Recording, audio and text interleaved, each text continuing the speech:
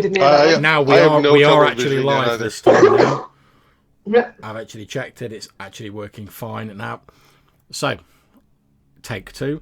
When we left our heroes last session, they travelled to the town of Pondmount from the fortress of Gallenmeet.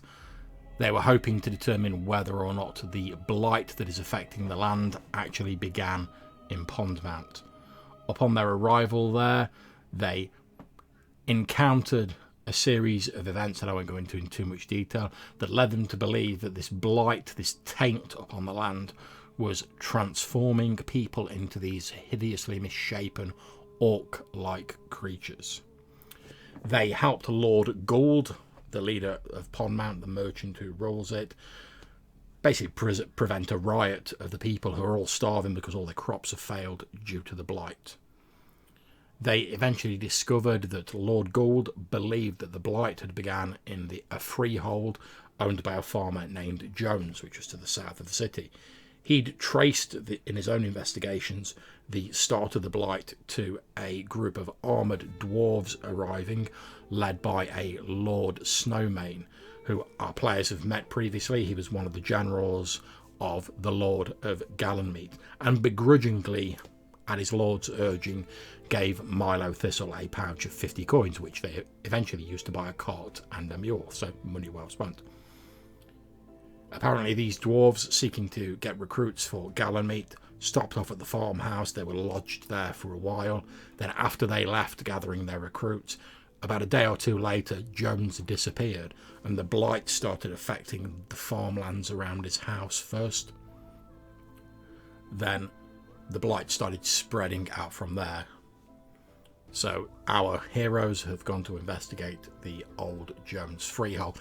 On the way, they had an altercation with an infected butcher in the town who had also transformed into one of these orc-like creatures, with the unfortunate Rufus taking quite a licking off this horrendous orc creature before Glog, Durkir and the soldiers of Lord Gould that were accompanying them basically surrounded it and stabbed it to death with a variety of sharp and pointy implements. So, we join our heroes.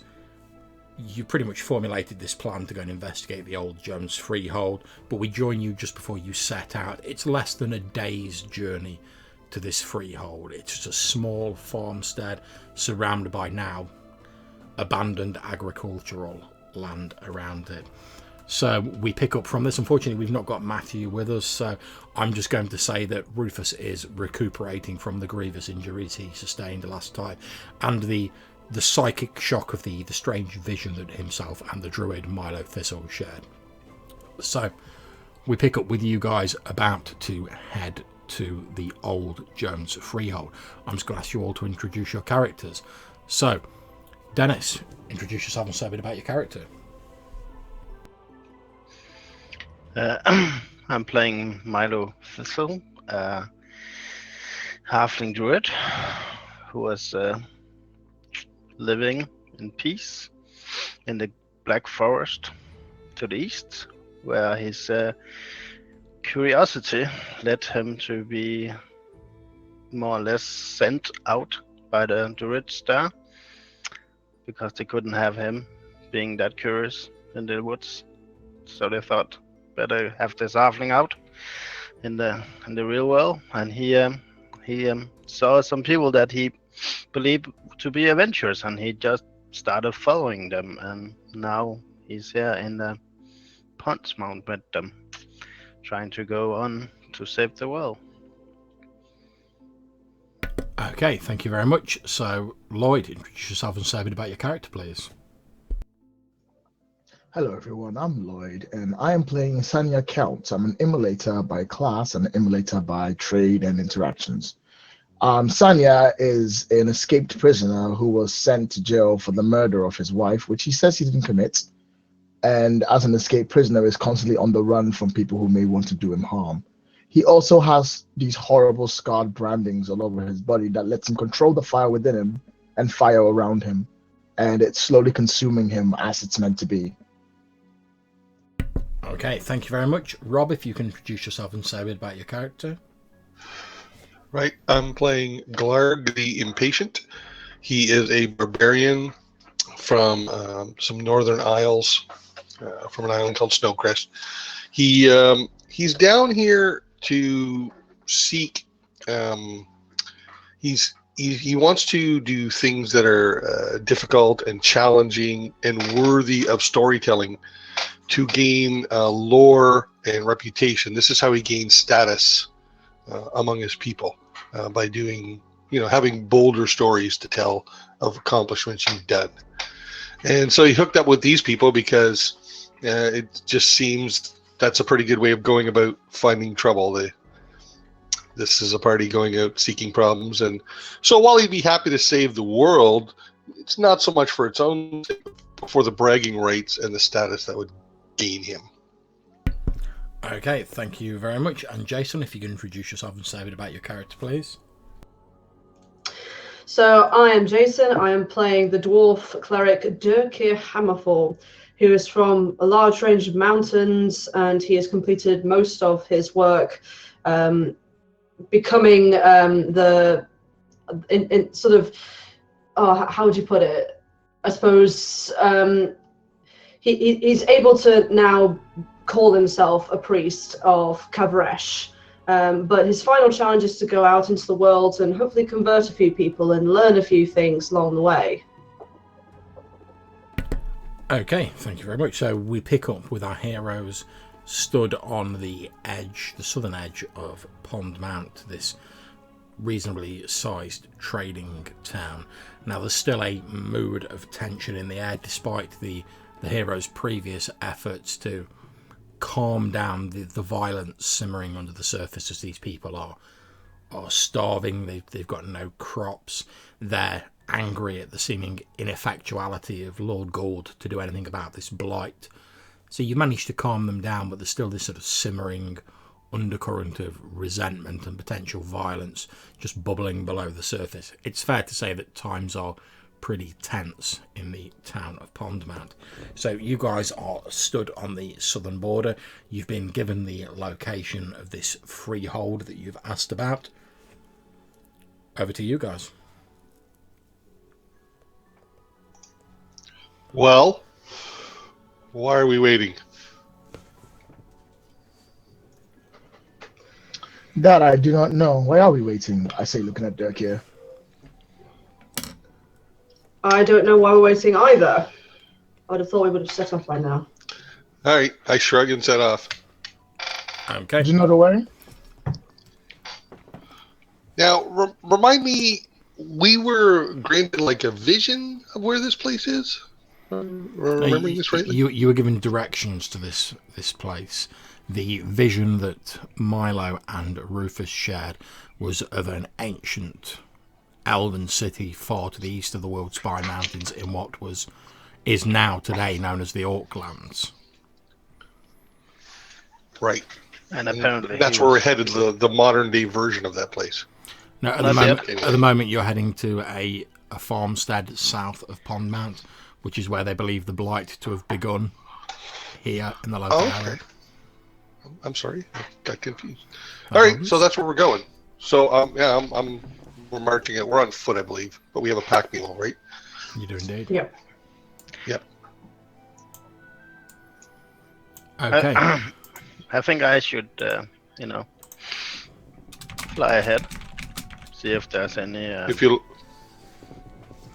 any bandits or these orcs or anyone carrying too much fire around. If you're Good right idea. to do that by yourself. Yes, don't be too brave. Just look and come back. Milo looks astonished at Durkin. Can you fly too? I apologize. I keep forgetting you have that strange power of yours. Oh, he looks a little disappointed. And, well, I'll see you later then. And he kind of sets off in a run and starts to shapeshift into a raven and takes off. I'm not going to make you make a roll for your shapeshift. That's fine. Okay. However, he wasn't a bird, but I once threw a dwarf 30 feet. However, I am going to ask you to make a wisdom roll for your attempts of scouting. rolled 10. Okay, so with 10, I'm going to give you some options, and you can pick 2 of them. Okay, 1 is you get the drop on anything that lies ahead. 2, you discern a beneficial aspect of the terrain, like a shortcut or shelter or some sort of tactical advantage. You make a discovery, or you notice a sign of nearby danger. So tempted. You can pick 2 of those. Oh, I can pick 2? Oh, yeah. Okay. Well, I would like to have the shortcut and the drop then. The drop on someone in an ambush.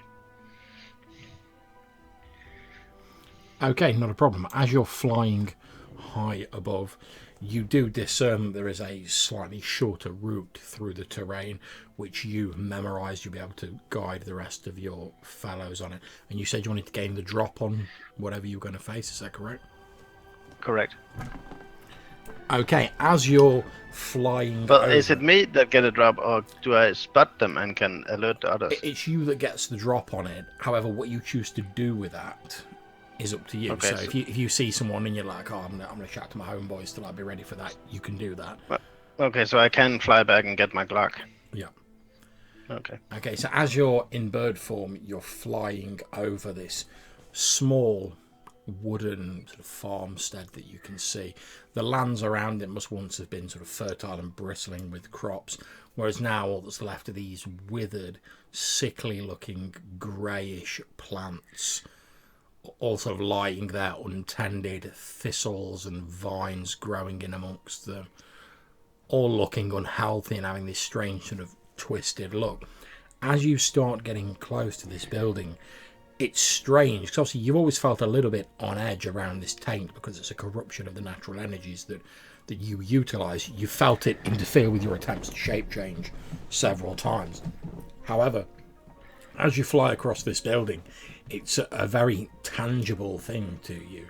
You can almost taste the corruption in the air around this place. It actually causes you to sort of flap a little and sort of drop height quite rapidly before you recover yourself, because it's almost like once you get in the boundaries of this farmstead, it's almost like this corruption just like hits you like a blow. Like I say, you can almost taste the taint here and there. It's far stronger than anywhere you felt it previously. Okay.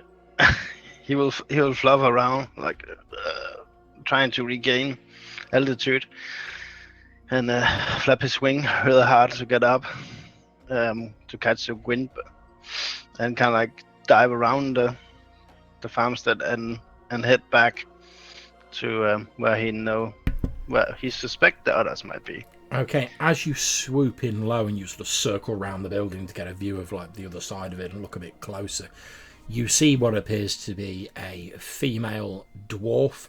She's standing by a small well out the back of the property, and as you get near, the strange thing is she seems to be holding like a glass bottle up to her ear. Oh. You can see she's wearing armour, like chainmail. She has an axe hanging from her belt. She's listening very intently to this glass bottle. You know how sometimes someone might lift a seashell up and hold it to their ear? Yeah. Very similar to that. Okay. Well, he'll He'll take a look, and Okay. he'll go around and fly back to his friends. He's sure they can figure this out because he never encountered a dwarf with a listening device before. As you look closely at this dwarf, and I see the dwarf pays you no mind because you're a bird. As you look at this dwarf, you can see that on the armour and on the shoulder plates, etc., are these sort of engraved hammers on the shoulder pads. And as you sort of circle around, you recognise the hammers as looking very similar to some of the emblems and the insignias that you've seen on Dirkir's armour and heraldry. Oh. Okay. Did he notice that on other dwarves, or was it specific Dirkir? You've not seen it on any other dwarves besides Dirkir and this dwarf now. However, you can make me a discern realities roll if you wish. Sorry, it'd be more like spout lore actually. So make it a roll plus intelligence. Okay. That's it's a success. Yeah. Okay. 11. You know from your previous experience and being around Dirkir and like the other dwarves you've spoken to in Galamir that the dwarves organise themselves by clans or family groupings, and each clan has like their own sort of insignia, their own marking that they tend to sort of wear prominently as like a point of pride to them. It's almost like a person would announce themselves at a function. It's them saying, "I am a member of this clan." Oh yeah, he did remember them talk about that at the meeting. So you think perhaps that the other dwarves you've seen aren't members of the same clan as Dirkir, but perhaps this dwarf might be. Okay. And she appears to be alone. Well, he'll fly back to his companions then. Scout out for the wagon. Yeah, it's fairly easy for you with your bird's eye view. You guys, after like a few minutes of Milo being gone, this bird flaps down, lands, sort of shakes off its feathers, and presumably transforms back into Milo in his normal halfling glory. Yeah. What did you see? He looks at Durkin. I saw, well, not you, but some of you, like your hammer people. Oh, my clan? Are you sure? Yeah, your clan, yeah. So she had like those markings that you have on, and he points at the hammers on your tunic. Strange that they would be so far away from home. Well, she was at the farmstead. She appeared to be, I think she was waiting on someone. She had like a strange thing growing out of her head, almost like a crystal.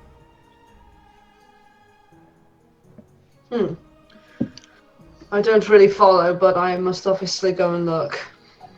Also, I found. Why would someone from your clan be out here?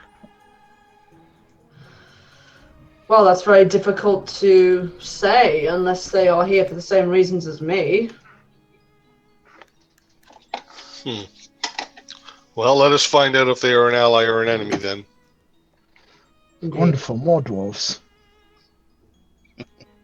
You dislike dwarves? No, I don't dislike dwarves.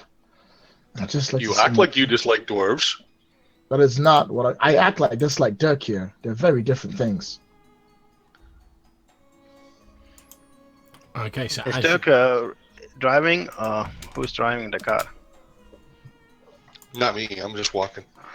I'll be on point even.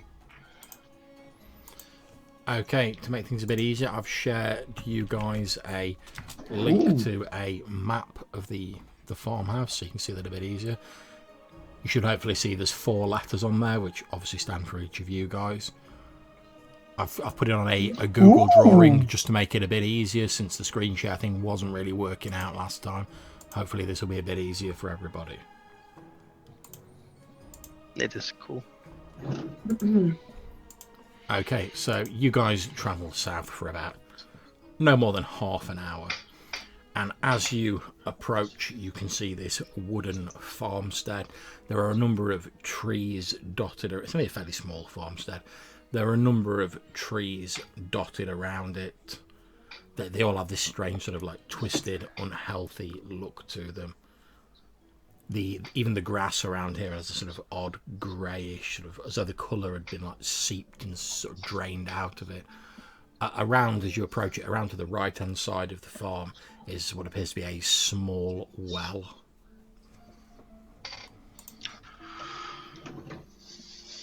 Out the front. What causes this? This is the Do place. we know? This change these people go through. Is it the coin? Is it something else? No, it's like the animals. When you eat the tainted food stuff, it will make you sick? It seems stronger here. This place seems worse. Yes, Perhaps the well. Indeed, as previously, it's only really been Milo who's been like picking up on this unnaturalness in the surroundings. But as Glog said, even those of you who aren't maybe so sensitive to the natural flows of energy, you get this sort of feeling of the hairs raising on the back of your neck. Something definitely feels wrong in this area. All of you can feel it. So I want to approach this well. Does it have like a bucket rope mechanism? Or? It does indeed. It's the standard, bar across the top, winding cord round it with a wooden bucket on it and a little crank handle. All right. I'm not too sure how infectious this stuff is. So I'm going to have a glove on when I'm handling the rope, especially where it gets wet. I don't want to get this on my hands and maybe into my skin. I'm not sure. So I'm going to lower the bucket and then haul it up, and I want to take a look at this, whatever comes out. Okay, not a problem. So Glog heads round to the well. You winch down this bucket, you put like a thick leather glove on, being very careful not to touch the water. And as you wind it back up, you notice that from the surface of this water that's inside the bucket, there's a very faint sort of green glow emanating from the water. Ugh. Tasty. And make sure everybody sees this. While he's gone off to the well, I'd be moving towards the house. There's a window like almost directly to us. Can I take a look through there? Yeah, not a problem. So you go up to peep through the window. As you're looking through the window, you can see into what you assume to be like the main sort of like living quarters of this farmhouse. It's got slightly sort of creaky wooden floorboards. On the floor there's 3 wooden chairs, a small round table.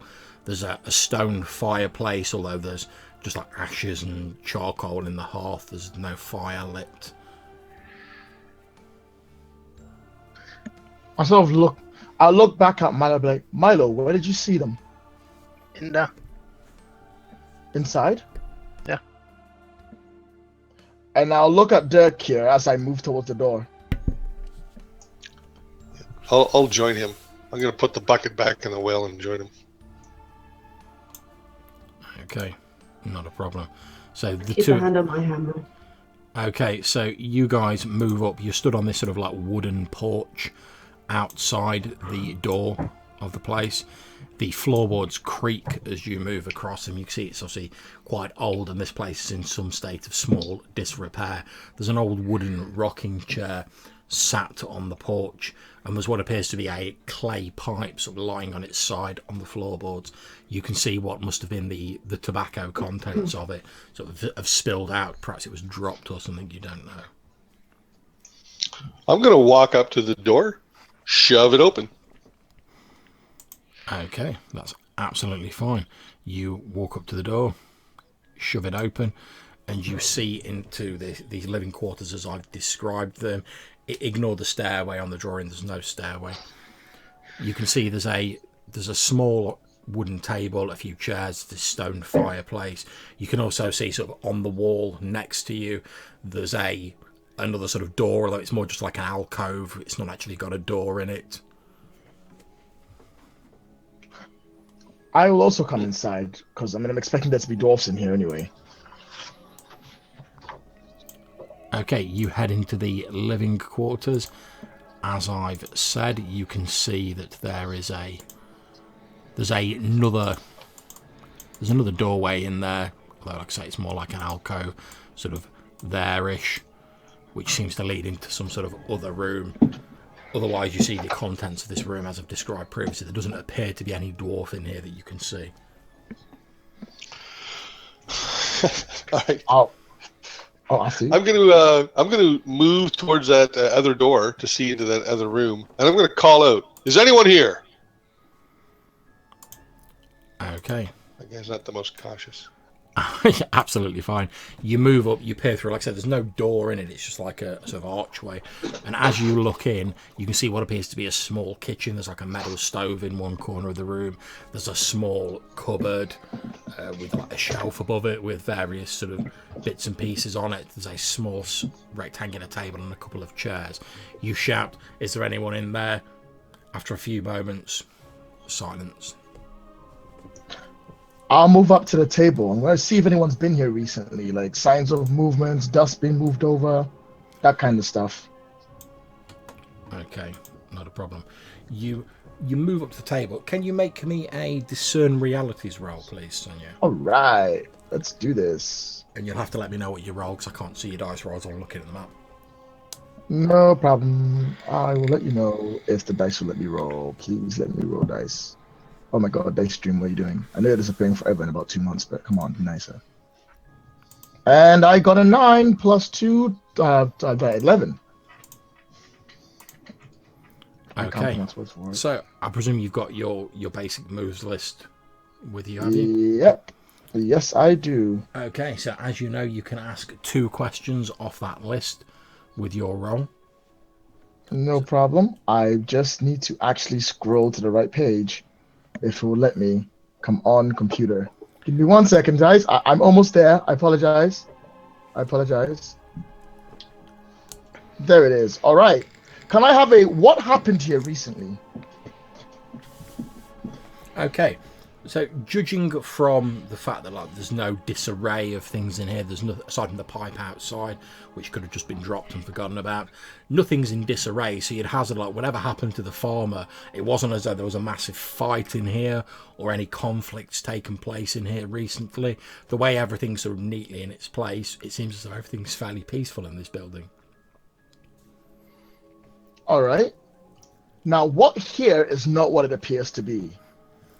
Okay, well, you're sort of circling around, looking around the room, inspecting things as this is going on. As you get into the sort of southeastern corner of this room and you're looking around the fireplace, the stone hearth, you can hear a faint sound. You can't quite make out what it is at first, but as you sort of lean down, it seems to be coming from under the floorboard somewhere. You can hear the gurgling of water sort of faintly underneath the floorboards. Final question. What should I be on the lookout for? Okay, you think that obviously this taint that's suffusing this area to such an extent that even those who aren't sensitive to it normally can feel it. There is obviously some source or something that's keeping that taint very strong in this area. Now, you've already seen the taint can mutate people into orcs. You've already seen that it apparently powered those statue things. So pretty much anything that's been corrupted by this taint could be a danger to you in this area. I look down I hear the water running down beneath my feet, which slightly gives me worry. And I sort of turn up towards Glog, and I'm like, something's wrong in this place. I agree. Let's step out. There's glowing water. Let's step outside and survey it from a clearer angle. I don't like being in here right now. Okay, so while you guys have been doing that, Dirkir and Milo, what have you two been up to? Okay, so Dirkir is going to do an experiment just to see how bad the sickness is becoming. He's gonna go back to the bucket and cast Sanctify over it, which normally should purify the water. Okay, you cast Sanctify over the water, and for a few moments, the glow fades and it looks just like normal water. Then after a few moments, it's almost as though this taint pushes back against your magic, and it starts to glow again, faintly at first, but then brighter. Probably after about sort of 30 seconds or so. Now, Milo, are you going with Dirkir as he's doing this, or? No, Milo is, as Dirkir walks towards the east. Milo will go towards the west, around the house. Okay, not a problem. So you start circling towards the west.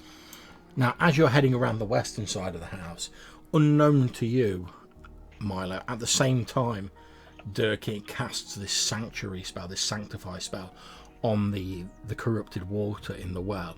Although you're not aware what he's doing, as that happens, we almost have one of those split screen effects where you start feeling a surge in the corruption of the area, as though something's aggravated it. And in the distance, you hear this creaking sound like timbers on a ship, or great boughs of trees creaking in the Black Forest, your homeland.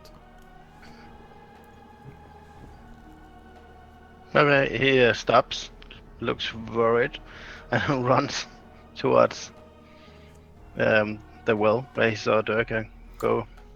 Okay, so you start heading around to the back of the building. Now, Durka, as you're sort of peering down at this water, you also hear like this creaking of like wood from behind you. And this huge shadow falls over both you and the well. Okay, I'm gonna very quickly turn around and at the same time draw my hammer and kind of give a really like grunt. Okay, you turn around your hammer, you're like, and as you turn around, you see the large tree that was behind you, sort of heaving its roots out of the ground. This strange, sickly-looking, twisted tree. One of its branches, almost looking like a gnarled hand, has sort of reached over, and it's that that's casting the shadow over you. Okay, so it's literally moving in front of me type thing. Indeed. Okay, I ready my hammer, but I say, what are you? What do you want? And just in case you need a reference, it's that bad boy there. Okay, this thing doesn't give any response, although as you look at it now, the knot holes and the sort of twisted pattern of the bark resembles in the sort of the light of the morning as it moves towards you, nothing so much as a snarling face made out of peeling bark with this jagged sort of crack and split halfway up the bark, which it looks to you like a fanged mouth made out of these spikes of wood. And it with a like, it pulls both of its two sort of like large root bundles out of the ground, almost like legs. All of you, wherever you are in this area, you feel the and the ground shake as this thing like sets one of its mighty legs down on the ground. The ground vibrates and buffets. This vibration ripples through the house, causing the timbers in the house to creak and echo, almost as though in sympathy with their wooden brethren outside. Okay, so I'm going to look straight at it. Obviously, I can't look at it in the eye, but I look sort of at the leafy part, and I say, "Be gone from here!" And I'm going to sort of turn to my hammer and cast a magic weapon on it. Okay. Just for the benefit of people watching, what does magic weapon do? Okay, so the weapon you hold while casting does plus 1d4 damage until you dismiss this spell. While the spell is ongoing, you take -1 to cast the spell. Splendid. So this one, I do need to roll for this one. Yeah, make a roll.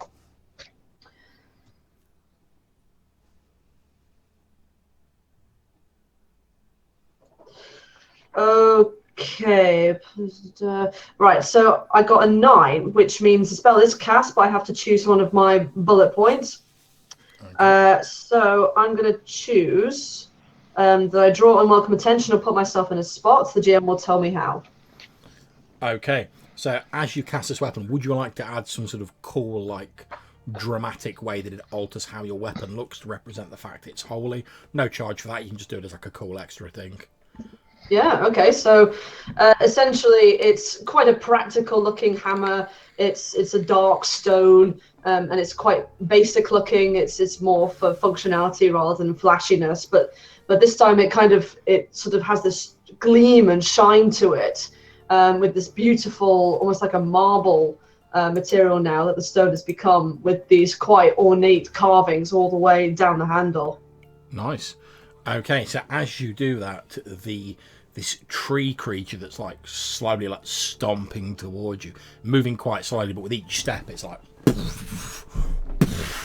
shaking the ground. As you hold up this now glorious weapon and sort of almost like to ward it off, it lets out this low rumbling growl and just like lashes out sideways with one of these huge trunk-like appendages and literally just tears the roof off the farmhouse, just like all of you inside the farmhouse, suddenly like daylight just like shines through as like the roof's just torn away and you can see this like outstretched tree like arm over the top of it.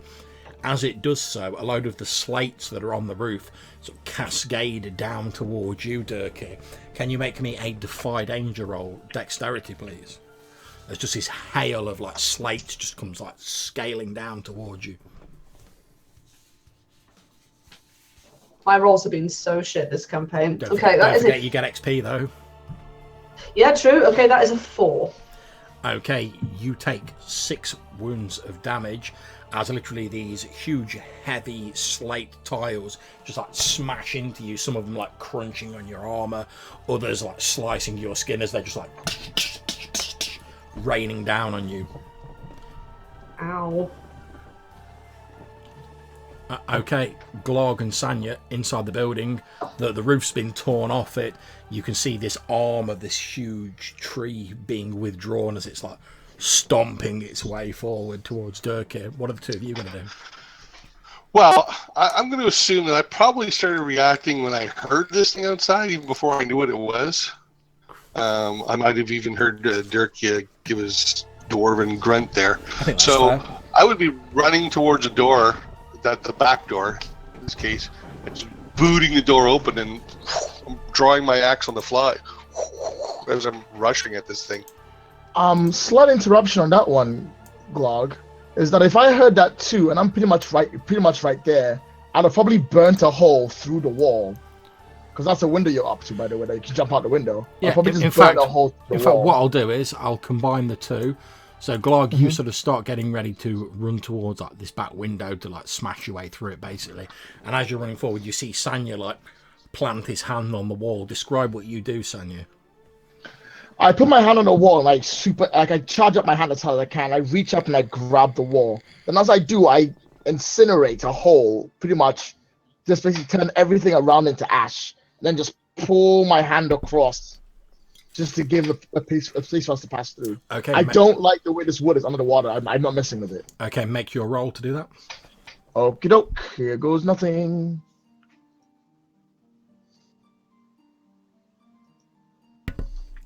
Can I make this a defy danger roll? Because my firebrand just makes me a weapon.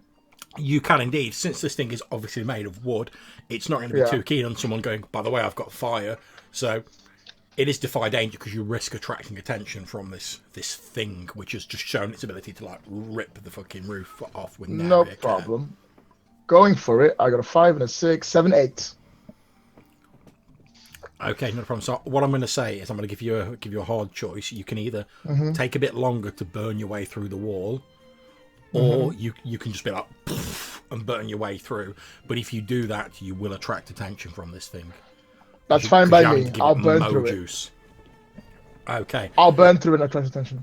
Okay, you take 6 wounds of damage, Sanya, and what you see, Glog, is as Sanya he focuses on the wall, he appears to be struggling a bit, then he obviously calls on his reserves and the wall like superheats and like burns this hole through it. It's so hot and so quick it doesn't actually set fire to the wall, it's just like scorches a hole through it. As he does that, however, one of these sort of like tendrils of this branch just like snakes down and just like sends him flying across the room into the far wall. However, Glog, there is now a hole in the wall sort of in front of you. Yeah, I'm going right at it. I mean, it's a tree and I have an axe.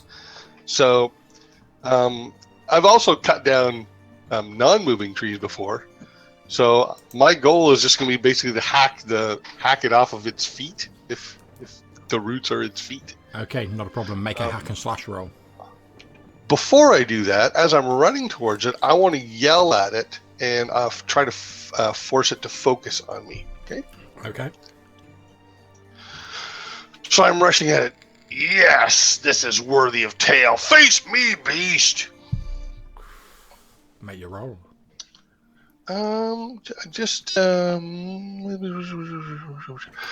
Well, I would say this might count as pursuing one of my appetites. No, I would certainly say so, since this is a sort of glorious combat against a superior. Yeah, I'm gonna save that. I'm gonna save that. I don't want to risk it. I'm just gonna roll. Yeah, 6. Okay, so what I'm gonna say is it basically just ignores you, and it continues on towards Durkee, who stood by the well. So I can still swing, right? I mean, that's just a yell, right? We'll come to your swing in a minute. However, Milo, you've made it round the back of the building, and as you screech round, it's a little bit out of breath because you've been running. You can see Durkee with his back to you and to the well, holding up this this like glowing, glorious, magical hammer. You can see like there's a huge hole in the wall, like Glog like shaking its fists out of this hole and like screaming up at this thing. And there's this huge, corrupted tree creature. It almost makes you feel sick, and you taste bile at the back of your throat, as it looks to you like a twisted, abhorrent version of one of the great guardians of the Black Forest that you've seen previously. But whereas they are peaceful and serene guardians of the wild world, this creature just reeks of the corruption and the taint of the land. Okay, and Dirk is there covered in tiles. Is that correct? What did you say? Sorry, Dennis. Dirk got hit by the tiles from the roof, right? Yeah, that's right. Okay. Yeah. They're not piled up around him, but there's like all these like, broken clay tiles in the ground around him. Okay. Milo will run towards the corrupted tree. Okay. Yep. And he will climb up on its back, trying to get to its head. Okay, that's definitely going to be a defy danger roll, probably dexterity, because you're going to have to like quickly scramble up. Sounds fair. Okay, let me check my dex real quick. It's +1, so I rolled an 11, so 12 on defy danger. Okay, not a problem. As this thing strides forward, there's obviously like leaves and vines hanging down from it as it moves. You're able to grab like a strand of these vines and you like quickly scale up them onto like the main trunk of this creature. So effectively you're sort of like you're in amongst it. It's not really like a proper humanoid, so you can't really say you're on the body or whatever, but you're in it effectively. Yeah, he want to hit to the crown of the tree. Okay, you start scrambling up. Okay, Dirk, this thing's still coming for you. Yeah, okay. So...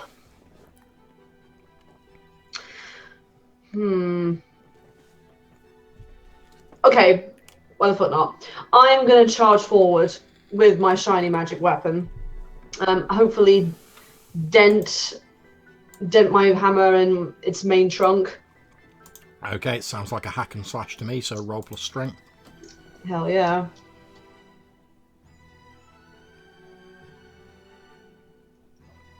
Okay, that's a bit better. That is an 8. Okay, so you deal your damage to it. You chip off a large chunk of the bark of this creature. Sweet. That was 5 damage in total. Okay, splendid. Right, now I'm going to ask you, as a reaction, can you please help me a dexterity roll? Mm-hmm.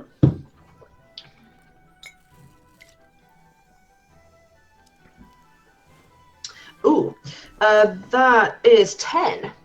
Okay, as you hit this thing, chipping off a huge chunk of bark, it lets out again this sort of creaking roar, and it lifts up one of its huge feet, ready to like bring it down on you. But as the foot comes like shooting down and this shadow looms over you, you're able to throw yourself backwards, and there's a loud as the foot hits the floor, shaking the ground. Okay, Glog.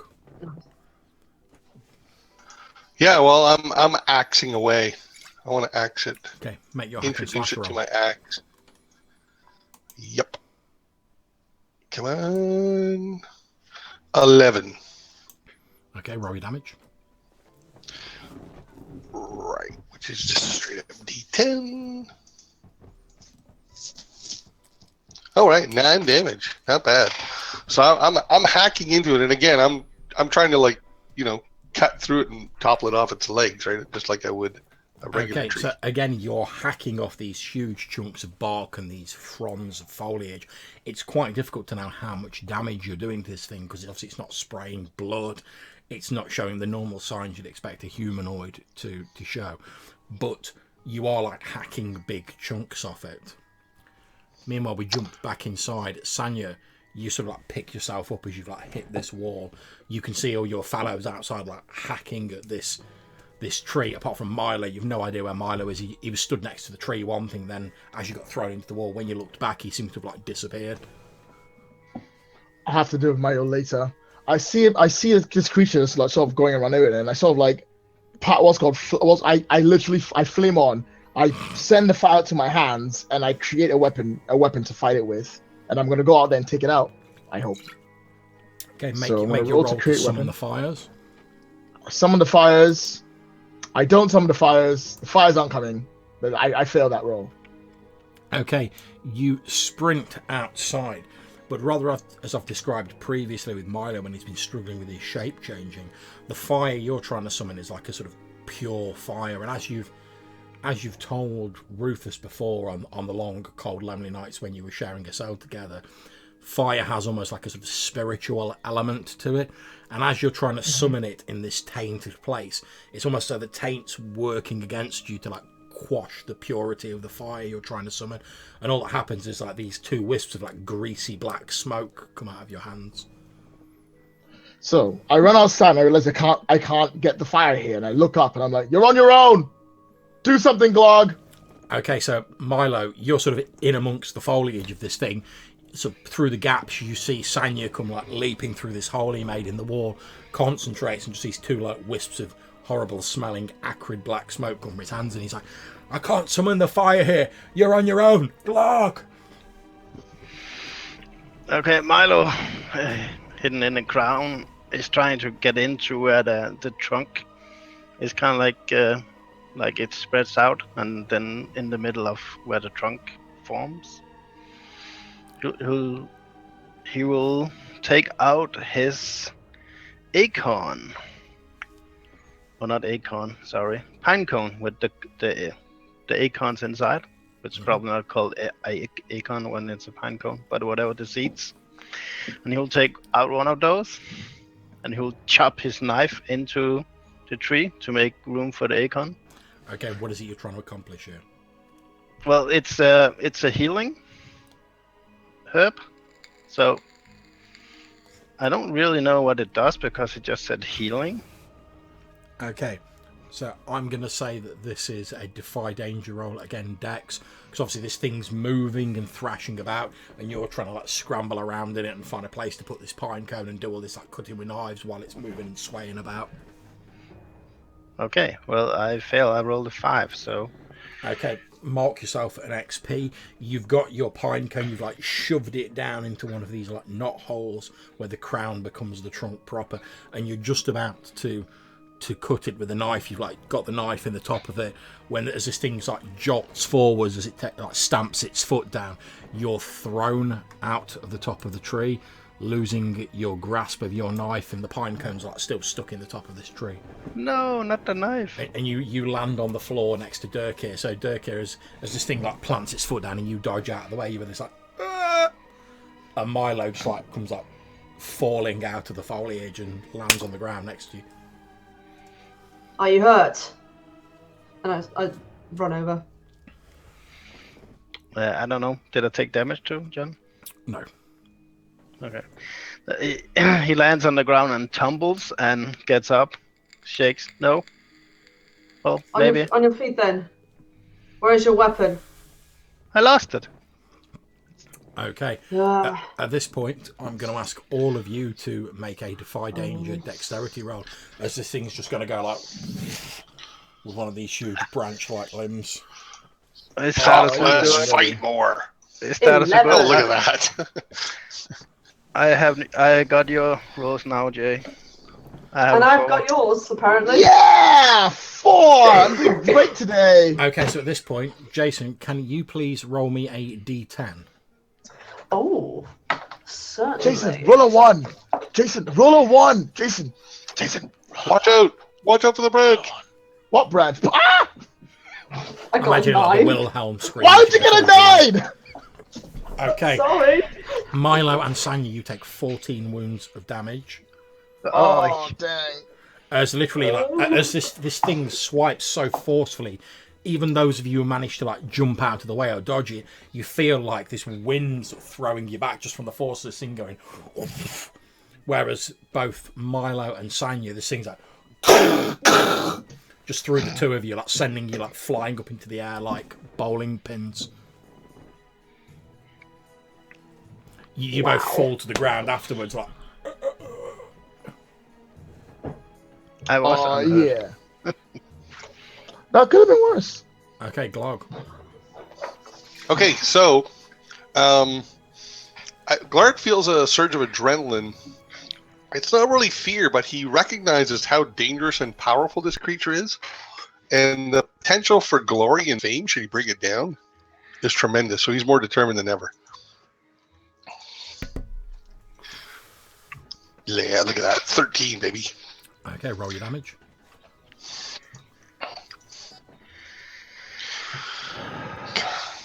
Big bucks, don't make me stop. 5. Okay, so... You don't add anything to that, right? There's no damage modifiers, is there? It's whatever it says on the sheet. Not normally. Okay, You can so... get... Yeah, okay.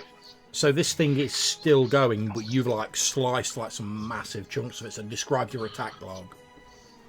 So I'm attacking with a pattern, so I keep hacking like in the same spot. So now I've cut like almost halfway through them. So it's sort of got this little gap where it's trying to stand. That's making it difficult for it to keep its balance. Okay. Durka. Okay, I'm going to scan around.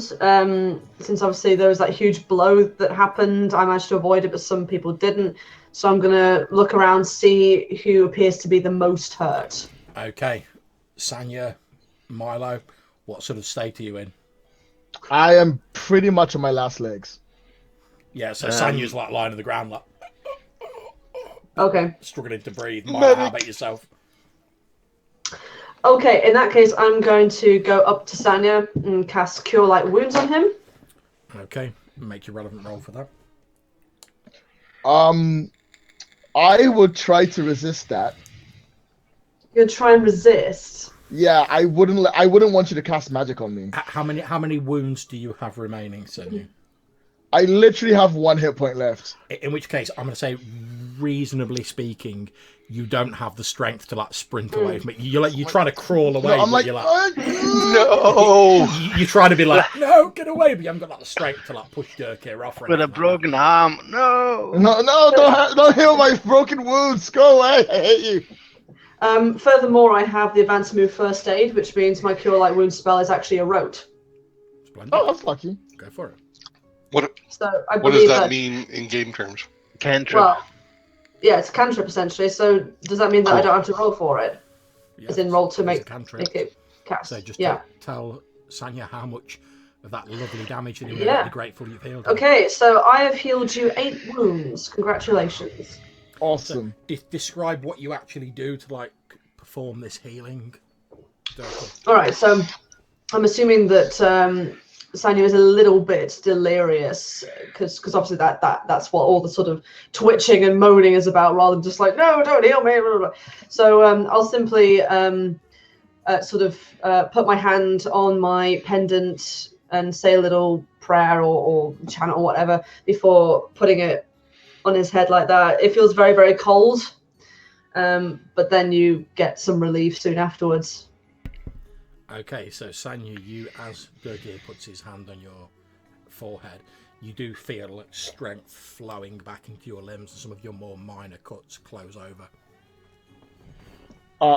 When I finally get my strength back, I brush his hand away, and I sort of move back from him, like I scramble back on the ground, slightly disgusted at him, but also disgusted at myself for letting that happen. Okay, so as that's unfolding, Milo, what about yourself? What state are you in?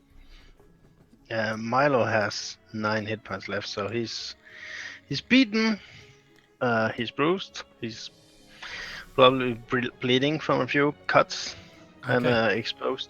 But from where you're sort of lying, you're like picking yourself up as this thing is like moving forward, just like this unstoppable wooden juggernaut.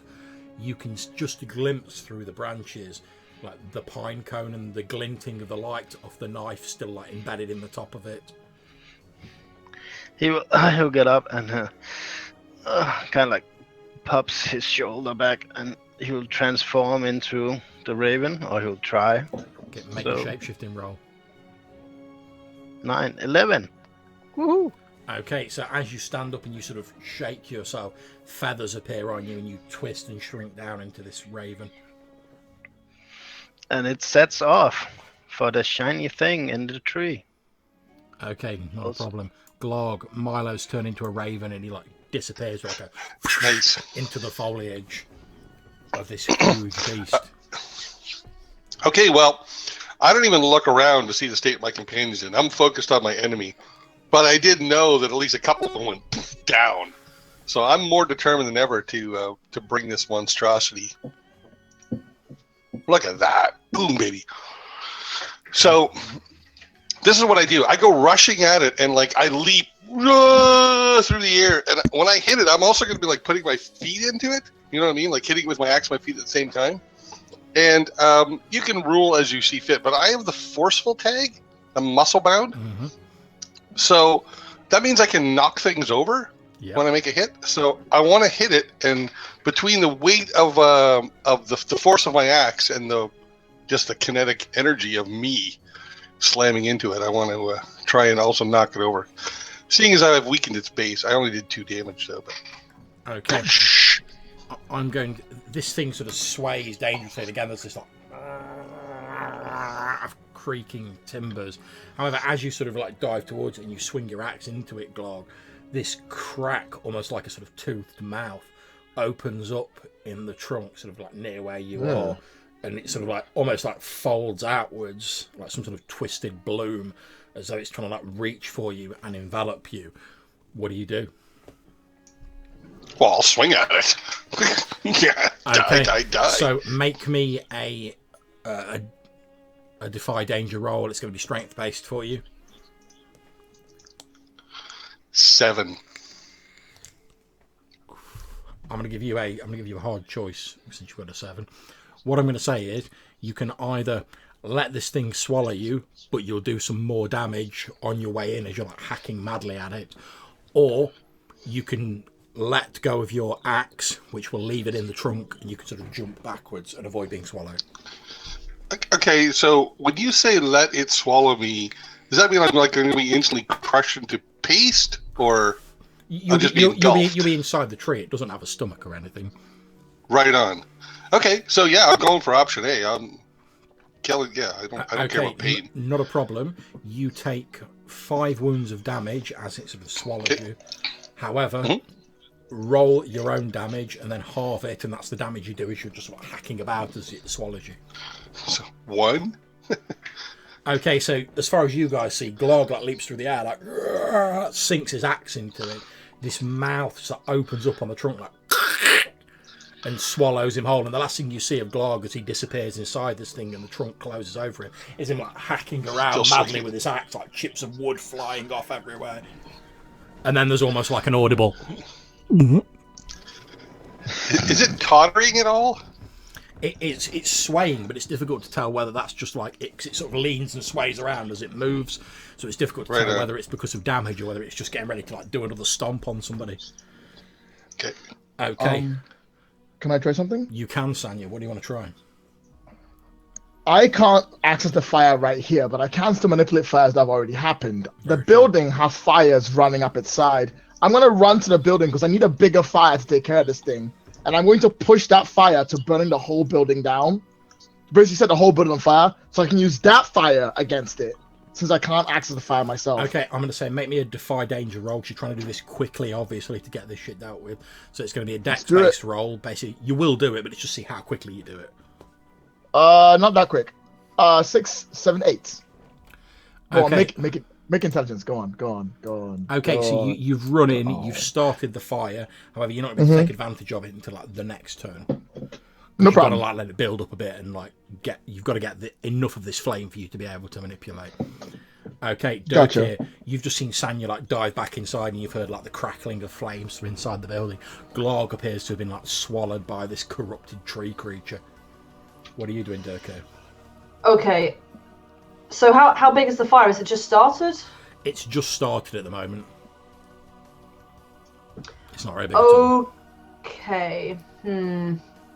You're pretty sure, Durka, that if like it was just like a normal person that was going to try and like use this fire, it'd take a good long while because there's a lot of stone in like the building as well as wood.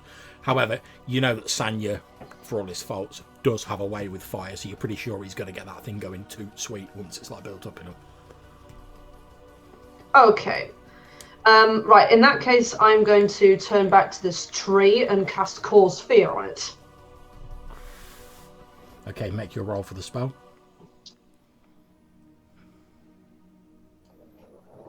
Plus wisdom. Oh, yeah, that is a 10. Okay. You cast Cause Fear on this creature. You reach out, you feel the blessings of Karesh flow through you. However, as you feel the sort of magic taking hold of it, you don't feel any sort of intelligence in this creature to actually have it be to cause the fear in. So although you've cast a spell successfully, it's not scared because it's not like an intelligent creature, it's more like an animated object. By the gods, what is causing this thing to be animated? Okay, as you're saying this, and you cast your spell, the creature like howls and it like plants one of its feet in the ground, so that actually it goes through the ground. And as you watch, you see like what appear to be these glowing green veins moving up the roots and into the trunk of the tree. Ah. He's feeding off the sick earth. Okay, Milo, you're in the top of the tree, you're in raven form. You can see this pine cone with like the knife sticking out the top of it. Yeah. He will however, go back. As you're swooping in, Milo, and you've spotted this pine cone, you also see through like a natural sort of like gap in the trunk, you can see Glog inside this tree, still sort of hacking madly around, but you can see it's almost as though like the trunk's like constricting him, if you see what I mean. So the trunk's like slowly like crushing in on him. What do you do? Well, he's not strong enough to drag him out. So he will he'll revert back to halfling shape, guided by his raven instinct to the shiny dagger. Mm-hmm. And he will try to plunge the seed from this pine cone that he was given from the holy trees back home. Just the one seed, mind you, not the entire pine cone. And he will cut himself to feed it with blood as he plunge it into the tree trunk. Mm-hmm. And again, it's supposed to be a healing herb. I don't know what it does, but I hope you know. Okay. Do you want me to make a defy danger roll? It's going to be wisdom based. I believe 9. I have a 9. Okay.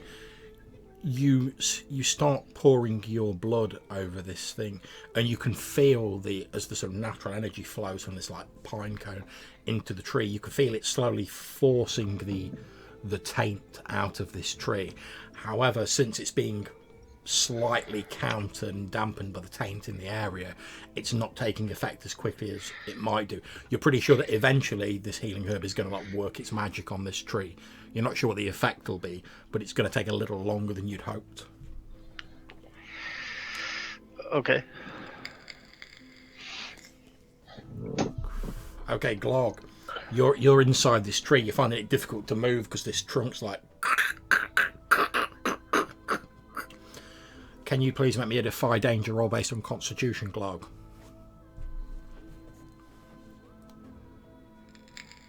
Oh, baby, 13.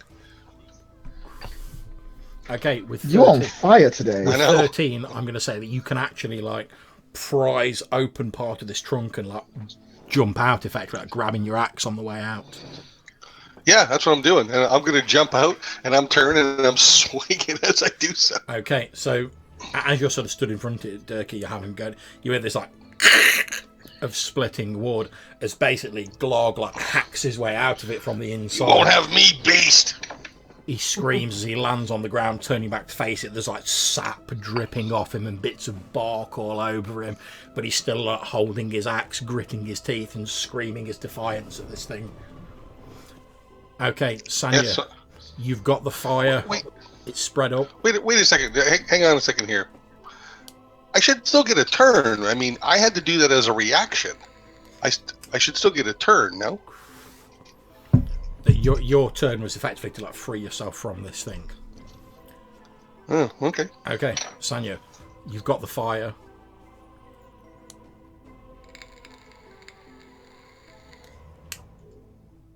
Sanya's microphone is muted, so Sanya doesn't know what he's doing.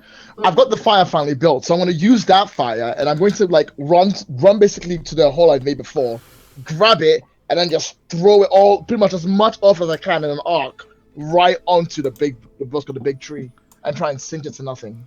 Okay, make your fire calling roll. All right, here we go.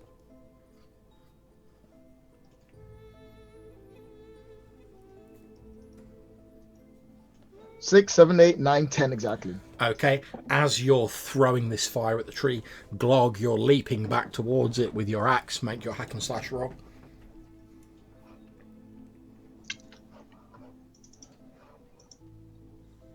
Look at that. 13. Okay, so what happens is this.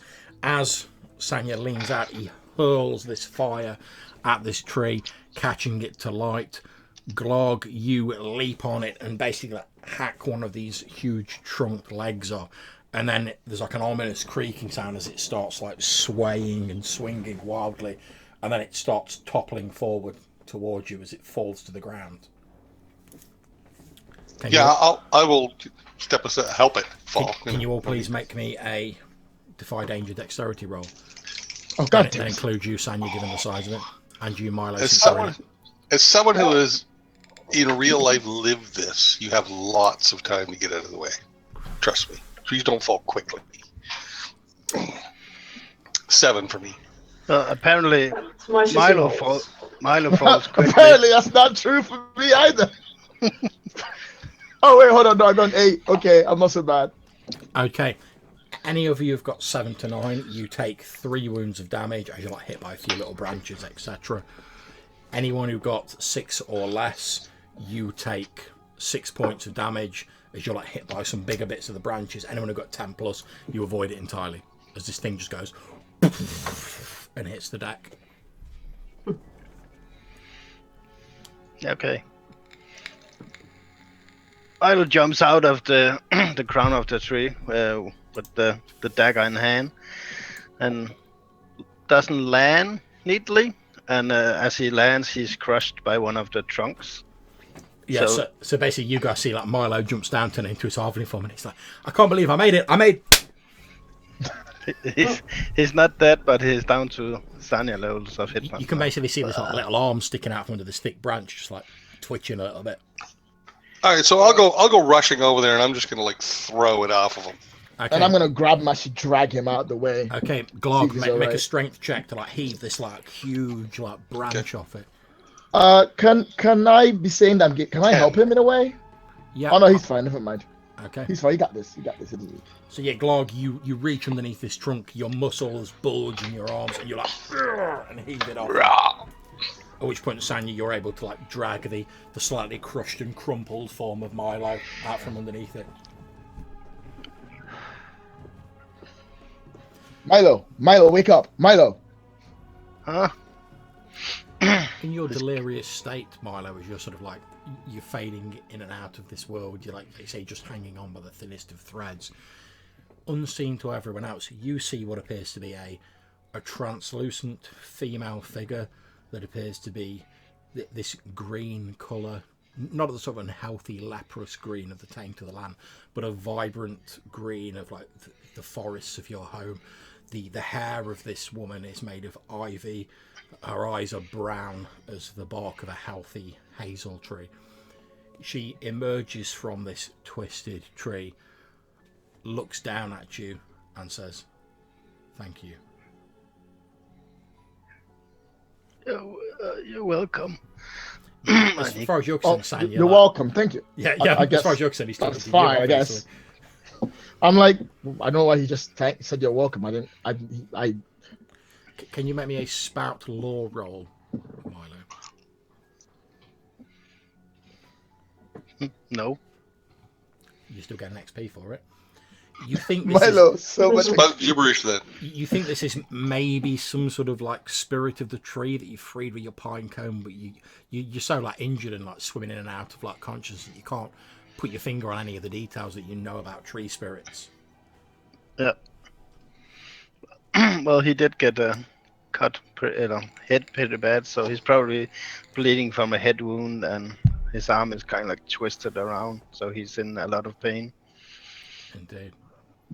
Okay, the immediate danger seems to be over for the moment. I'll see if I can grab something to help Milo bind his wounds or something like that. Okay, you dash back into the house looking for some sort of medical supplies or something similar.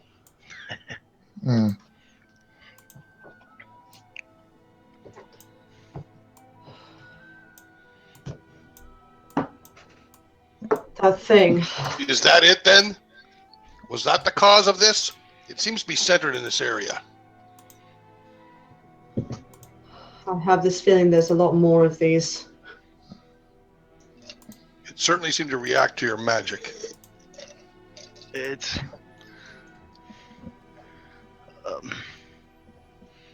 where's your friend, Turka? That's the point. I don't know.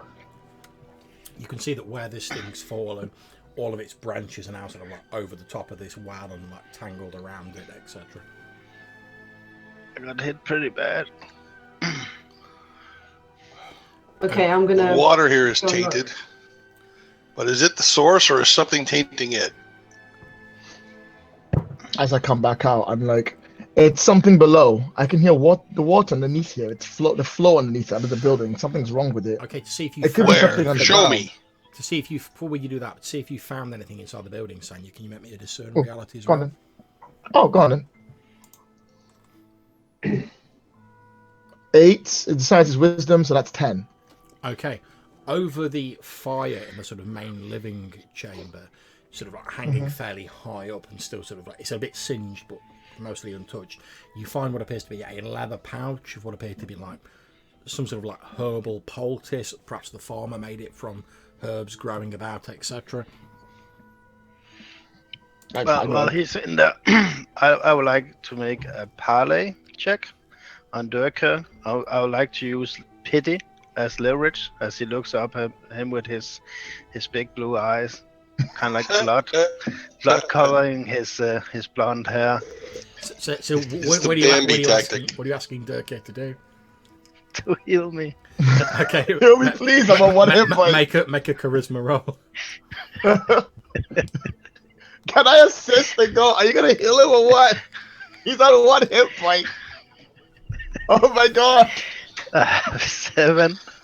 I took the tree off. What do you want? Okay, so you've seen that bit in Shrek when like Puss in Boots like looks up and gives it the eyes.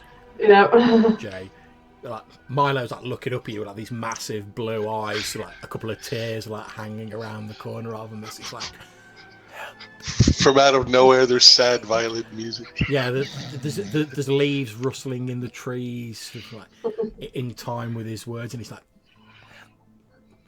Okay, I rush towards him and cast Cure Light Wounds. Okay, no problem. Although, unfortunately, I have rolled 1, so you get 1 hit point. I'm afraid. Okay. There's a tiny cut on your forehead that goes. I'm totally getting Cure Moderate Wounds when I'm leveled up. Thank you. Ridiculous. I come in, I'm holding this bag of stuff. I'm like, I look at Glog. I'm like, there's something flowing on. There might be something underneath us, something underground. Show me where. I All right, don't so know. I'm going to walk around with that bit of knowledge, listening at the floor, like couple steps, listen, couple steps, listen, But listening for this water sound. well, there is a way underground if you want it. The well's right there. I don't want to climb down into that water. That's a very good Have you point. seen it? It's glowing. Ugh.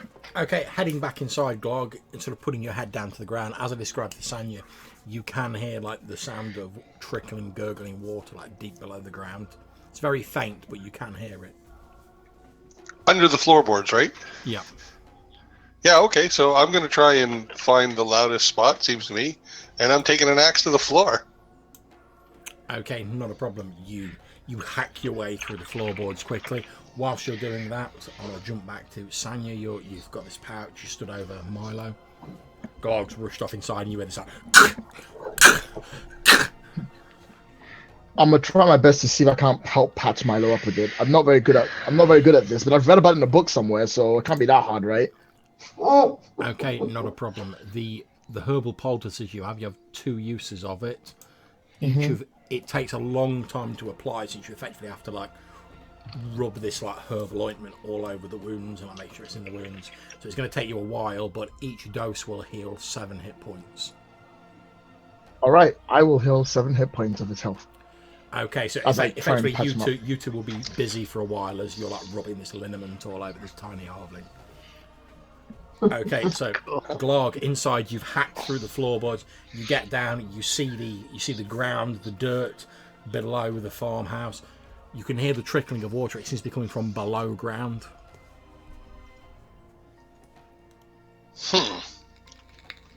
All right, so Glarg's in a good mood. I mean, he brought this tree down almost without harm to himself, so he's pretty pleased with that. It's good bragging rights. So he's going to start. Maybe I'll look around for a shovel. If not, I'll use my axe as a makeshift shovel. I might even have a little spade in my pack. I'll say you look around. It's a farmer's place. You do find like an old sort of slightly used shovel leaning up in the corner that you can snag, and you start. Yeah, digging's easy work for me. Digging your way down, like I say, easy work for you. Okay, so Dirk here, whilst Glog's like madly digging up this floorboard, and Sanya is like rubbing this liniment all over Milo. You're stood there outside. There's just the sound of the leaves going through the trees, and in the background, the sound of Glog like. What are you doing, Dirk? I'm going to go and help Glog, actually. What do you think it is we'll find under here? Something causing all this. As you say that, Glog, your spade goes in, and like the soil below, in the hole below you and Dirk here, just like falls in as you break through into like open space. Can the two of you both make me a dexterity roll to see if you can like hold on to something or like get out of the way before you like fall down the hole?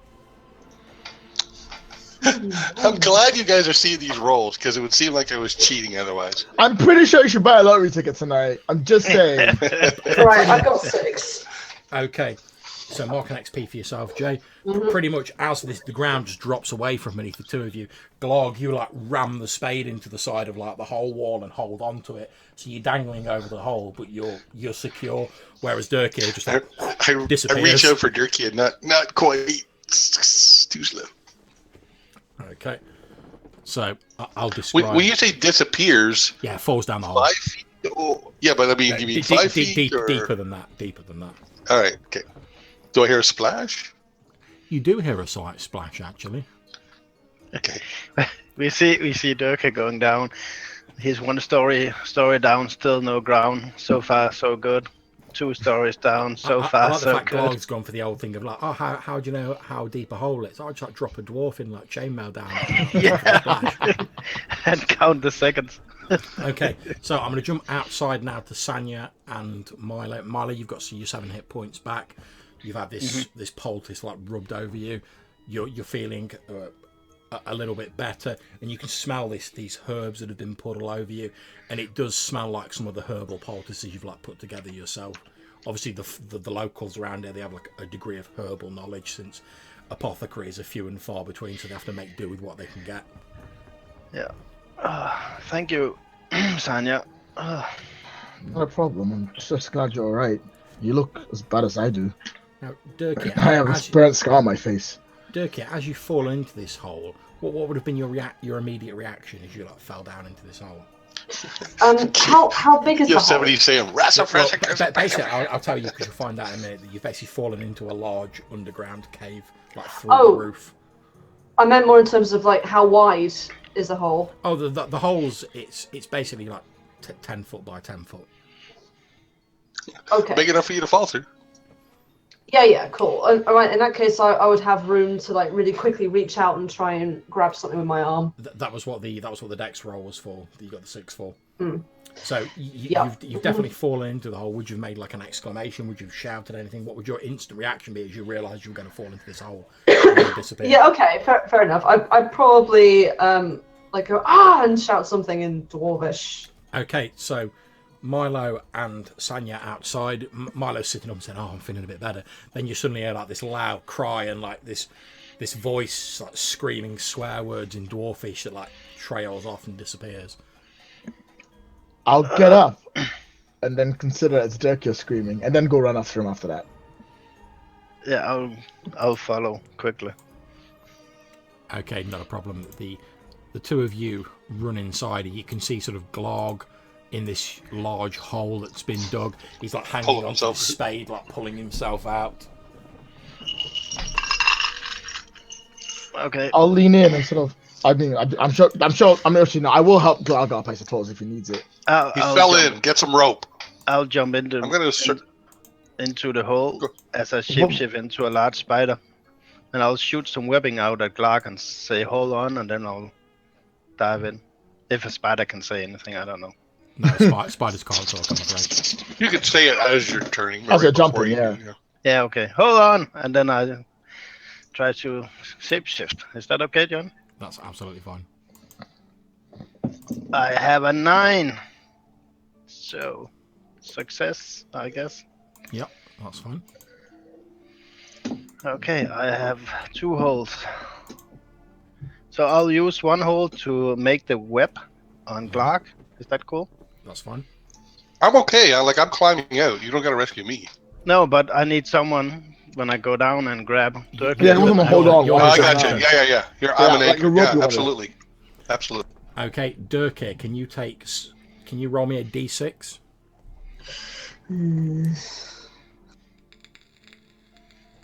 Oh, of course, now I get a 6, don't I?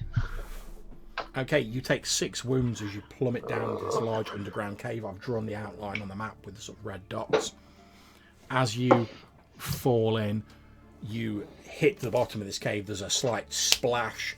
As you can see, there's about an inch or 2 of like tepid water on the bottom of this cave. It's quite dark in here, although there appears to be on the sort of southern wall of it, there's like a single candle there, which is casting a dull amber glow.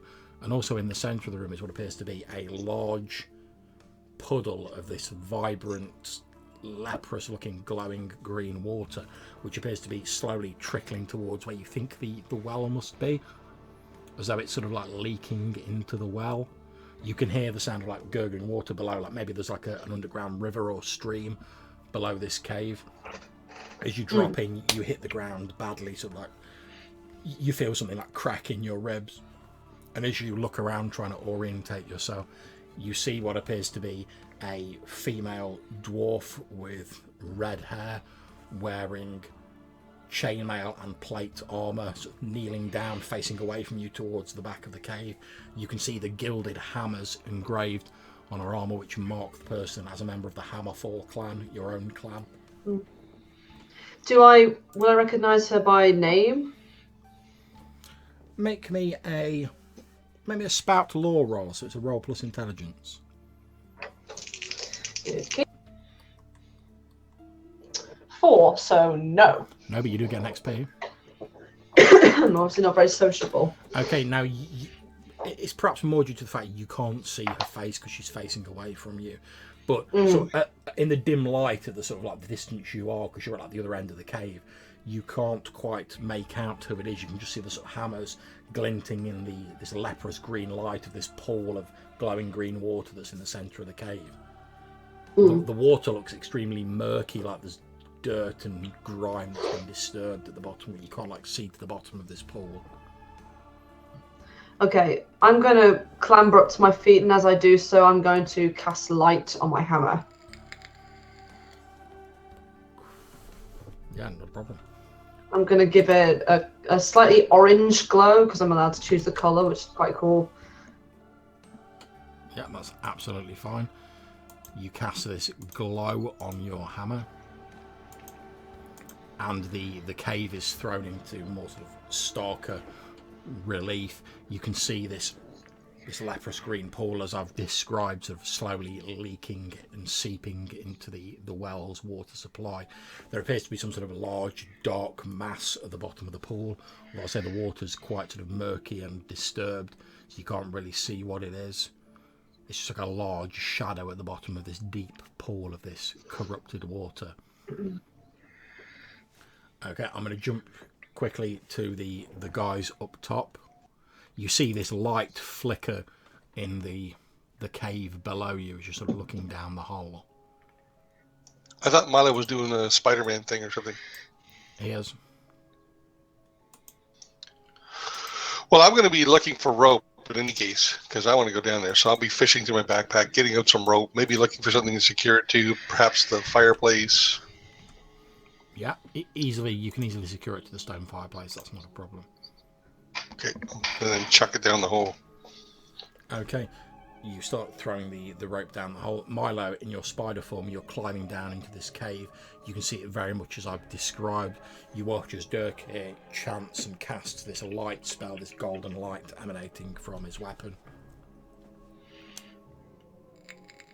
Okay, well, seeing that Dirk isn't splattered on the floor, he'll do like a spider, kind of like go down next to him. Yeah, that's quite easy. As you're casting this light, Dirky, you see this like large arachnid drop down next to you. What do you do? Oh, it's you. I take another look back at the female dwarf. I sort of slowly approach her and go, "Greetings, my lady. What brings you to this foul place?"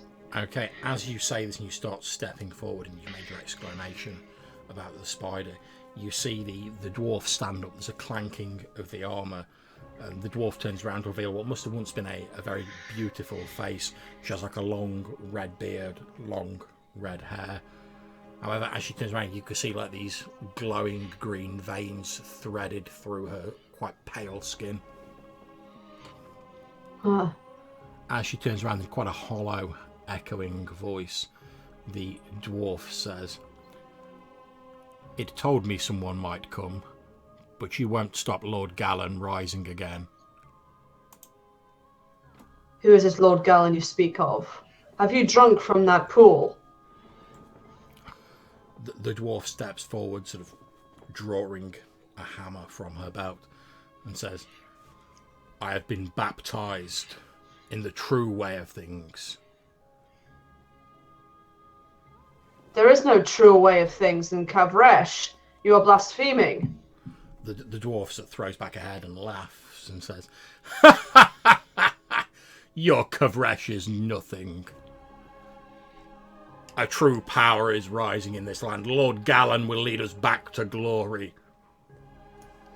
Okay, at that point, my hammer is glowing particularly brightly, and I say, "Then I must deem you a traitor."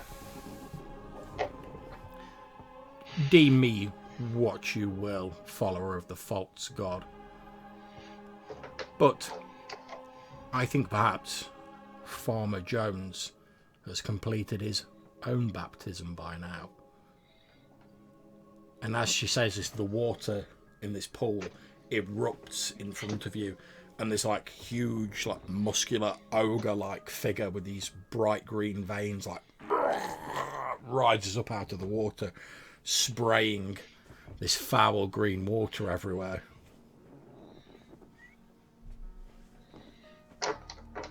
If any of it like gets near me, I try and cover myself with my arm. That's fine.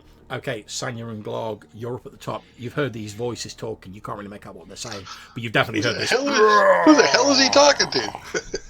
Let's find out. Yeah, so I'm like right down that rope as fast as I can. Yeah, are you both going down? Yeah, I'll go down. Okay, not a problem. Milo's obviously already down there. You guys shimmy down the ropes, and you see the scene as I've described. Milo will climb down Dirkhair's back and sneak between his legs towards the red-headed dwarf woman. Can I make a stealth or something? You can make me a Defy Danger roll, Dex. That's a 7. Yeah, the attention's not on you, so I'll say that's fine. It's lost sight of you, effectively. Okay. And the dwarf doesn't appear to be paying you any attention. Well, I am one sneaky spider, so... Indeed. Okay, so this huge, like, ogre thing heaves itself up out of the water. You can see it's holding what appears to be a shard of rock, almost like a club, in one of its meaty muscle hands. Is it my turn? Go for it. Okay, so here's what I like to do. As I get down the rope and I see this, I want to like swing on the rope and like right into this thing, like kicking it, like. Okay. Make me a Defy Danger roll based on Dex, because obviously you're swinging. 9. I think it's 9. It's 9. Okay, I'm going to say that as you're swinging on the rope towards this thing, you can see you've overextended yourself slightly, and it's going to like swipe at the rope, so effectively severing the rope. So basically, you've got a couple of choices. You can either let go of the rope early, you'll drop down, you'll be safe, but you won't have done it any damage, or you can let go of the rope a bit later. You'll do it some damage, but since you'll be like over the top of the pool when you do it, there's a chance that you may fall into the pool.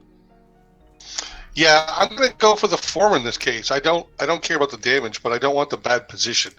So I'll just let go in such a way that I can be ready to strike, you know what I mean, from solid footing. It swings this jagged sort of rock club it's holding at the rope, which is like just under your feet, Sanya. So the rope like cuts off like a foot below you, Sanya. As you see it coming, Glog, you let go of it and you drop down nimbly to your feet on like the far side of this pool. Okay, Sanya, you're sort of looking at like a foot of rope below you. You see this like almost razor sharp like stone club like slice the rope away as though it was nothing, and you're looking down into this like snarling maw of this thing below you, this huge like ogre. All right, hopefully this will work this time. I'm going to let go, but as I let go, I'm going to create like 2 daggers in my hand and land on it with those. Okay, make your fire calling roll. There goes nothing. Come on, dice. 10. I've got it. So, okay, when I make a fire calling weapon, I'll just do that. That wasn't just a roll to make it. I have to actually roll hack and slash as well, unfortunately. Okay, roll for your hack and slash then. Yeah. Unfortunately, I don't get to just go straight away into doing creep damage. But hey, I did both, so it's all good. Okay, tell me how much damage you cause. All right, so because I'm making 2 daggers, I get to add extra tags to it, and in this case, I'll +1 damage to represent I have 2 of them, and I'm gonna make it messy, so they're like really long-looking, strange curved daggers. So when they slice into them, they proper slice. Okay. And my damage is only 3 points of damage. Okay, so what I'm going to say, you sink these long, fiery daggers into it. One of them like goes into the side of its neck. You smell singed, corrupted flesh. The other like sinks into one of its eyes, and this thing's like... And basically you're like on its shoulders and its head now, like these daggers like in it. Okay. Milo, what are you doing? Spider Milo. Spider Milo would like to crawl around the red-headed dwarf woman and use the Enmesh in Weapons move from the spider. So that would be my last hole. I don't know if it should be like a Defy Danger or a hack and slash. Well, since it is your objective to do damage, or is it just to like web her up? It's to trap her to remove. Okay, in which case I'll say it's a Defy Danger rather than a hack and slash. I'm Okay. open to suggestions as to what ability you use, depending on how you describe I'm it. guessing Dex because it's about being quick and fast. Okay, not a problem. Make your Dex Defy Danger roll. Make it a good one. Ooh, 11. Okay, so you've scuttled round the pool to where this dwarf is. You can see the dwarf's like holding this axe. What you can see also this like glass bottle with like a little sort of loop of leather around it hanging from about. So watching the ogre and your companions fighting it, and you scuttle out of the darkness and like spray these strands of webbing out. The dwarf spins round, sort of thrashing about, but it only seems to enmesh further in the webbing. After a few moments, she sort of falls to the ground, like struggling, almost so she's in like a straight jacket made of webbing. So she's trying to get her axe free to cut herself free, but her arms are like held tight against her chest. She topples to the ground, still sort of struggling and cursing. I'll get over and do the spider move where. Yeah, you leap on top of the dwarf and you're rolling her over with like your spider legs, like spewing out this webbing until pretty much there's just this like webbed cocoon with like a dwarf's cursing head like popping out the top of it. It's like thrashing her head about because it's the only bit she can move. Cool. Okay, Durkee, back to you. Okay, so I'm not doing so well. I'm running out of spells quite quickly. So I'm going to go with my gut, as I was planning to before, and try and rush at her with my hammer. Okay, so looking around, you can see that effectively the dwarf has been like wrapped up in this webbing. This like spider's just like jumped out of the darkness and like webbed up this dwarf who's now like on the floor, like thrashing her head about, like the body entirely webbed up. Oh. However, in order to get to the dwarf, you would have to go round this like huge ogre that still stood like up to its waist in the pool. Sanya's like on its shoulder, like with one fiery knife sunk into its left eye, the other into its like shoulder blade. Right. In that case, since I've kind of got a window of time, I'm going to cure light wounds on myself because I kind of need that. Okay, that's absolutely fine, entirely legitimate. So I'll leave you to do that. Okay, sorry, not Glog. sorry. Actually, no, before that happens, what I'm going to say is I'm going to ask Sanya, can you please make me a Defy Danger roll? It's strength based. 10, yeah! Okay, so what I'm going to say is this thing's effectively like grabbing you and it's going to try and like smash you down off it, which would have resulted in you going into the pool. However, as it sort of goes like half blinded as it sort of like goes round, you manage to like wriggle out of its grasp, like forcing its fingers away, and you sort of jump over the pool, sort of sailing through the air. You land on the other side without like, you teeter in a cinematic few moments, like with your feet on the very edge of the pool, but you don't fall into it. However, as a result of trying to smash you down, the ogre effectively like smashes itself like down into the pool, and this huge, like, almost tidal wave of this like glowing green water just like rolls towards the three of you, Sanya, Glog, and Durkee, who are stood on that side of the pool. Can you all make me a Defy Danger roll difficulty? Sorry, based on Dex. Can I circumvent that? I've got the 5 daggers in my hand, right? Can I just turn around and evaporate the water? What I'm going to say is I'm going to say that you're actually still in the air anyway, so you're fine. Oh, okay, for this. Okay, I got 9. Okay. 8. Okay, so what I'm going to say is some of the water splashes on you, Glog. Durkee, you're okay. Some of the water splashes on you, Glog. That's it. That's the extent of it. Mm-hmm. Okay, Glog. Okay, so I have a rules question here. I have a move that cries out a challenge. Yep. Okay. Now, it seems to me that's just yelling. I should be able to do that and still move and attack, right? If it's a move, it would count as your action. So that means I can't swing at all then, if I do that. If you do your yell and it's drawn towards you, you will get a chance to swing at it. Because I do think that makes sense. Succeed. Well, I mean, it could be more. I mean, it's kind of like a challenge, right? So it's probably not just a word, but more like a stance and some words of fighting. Okay. If it counts as a move. Okay. I'll do it. I'll try it. Okay, make your roll. Apologize me. Nope. Okay, so describe how you attempt to challenge it. So I just yell at it to attack me. I was in a good spot there, but I guess it didn't work. I'm going to say in this instance, as you yell at it, effectively, as it's sort of stepping out on the pool of your side, it's going to like lash out at you almost in like a half-hearted manner with its boot, while it's actually more intent on Durkee. So can you make me a dex-based defy danger roll as just like its foot comes like lashing out in your direction? You're like, fight me, and it's like, get out. Yeah, okay.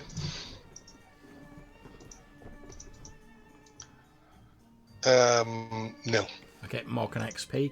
You take 4 wounds as just this like huge ogre's foot just like impacts with your chest. I've never used that ability again. Sending you flying backwards a little bit. Okay, Durkee, you see this like ogre as it's like stomping towards you, climbing out the point, like boot Glarg out of the way. Okay. Alright, at this point I'm going to rush at the ogre. Okay, make a hack and slash. Try and smack him on the leg a bit. Oh. Okay, that's a 9. Okay, so I'm going to offer you a difficult choice, a hard choice. Because this thing's sort of like climbing out of the pool, it's obviously still dripping with this like vile, luminous green water.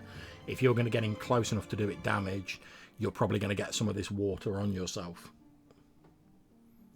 Or your choice is you can hold back for a bit, not do the damage, but you're giving it time for like this water to like drip off it to the point where you're not going to get any on you. I think I'll wait.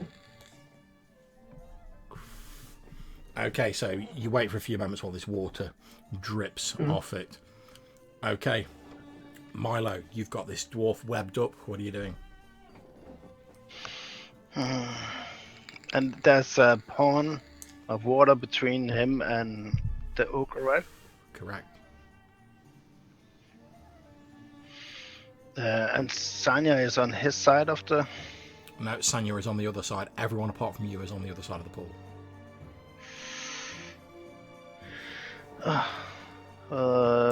He doesn't know what he's gonna do, so he's probably hesitating for a round. Okay. So, Sanya, you've seen the ogre boot Glarg, and it's moving towards Durkee. Durkee's like backed off a little bit, allowing the water to like slough off this thing. You can see it's like there's like blood and sort of singed flesh around its eye socket where you've burnt its eye out, and there's this huge livid burn mark on its shoulder. I'm a bit more worried about the water that splashed on Glarg. Is it doing anything to him? It doesn't appear to be. It's difficult to tell because, like I say, he's just been booted back a few feet. Yeah, true. I can't really do with that. Okay, I don't like my options at the moment. I don't really want to engage this thing head on because I'm not a frontline fighter, but it's coming up towards me, so I don't have a choice.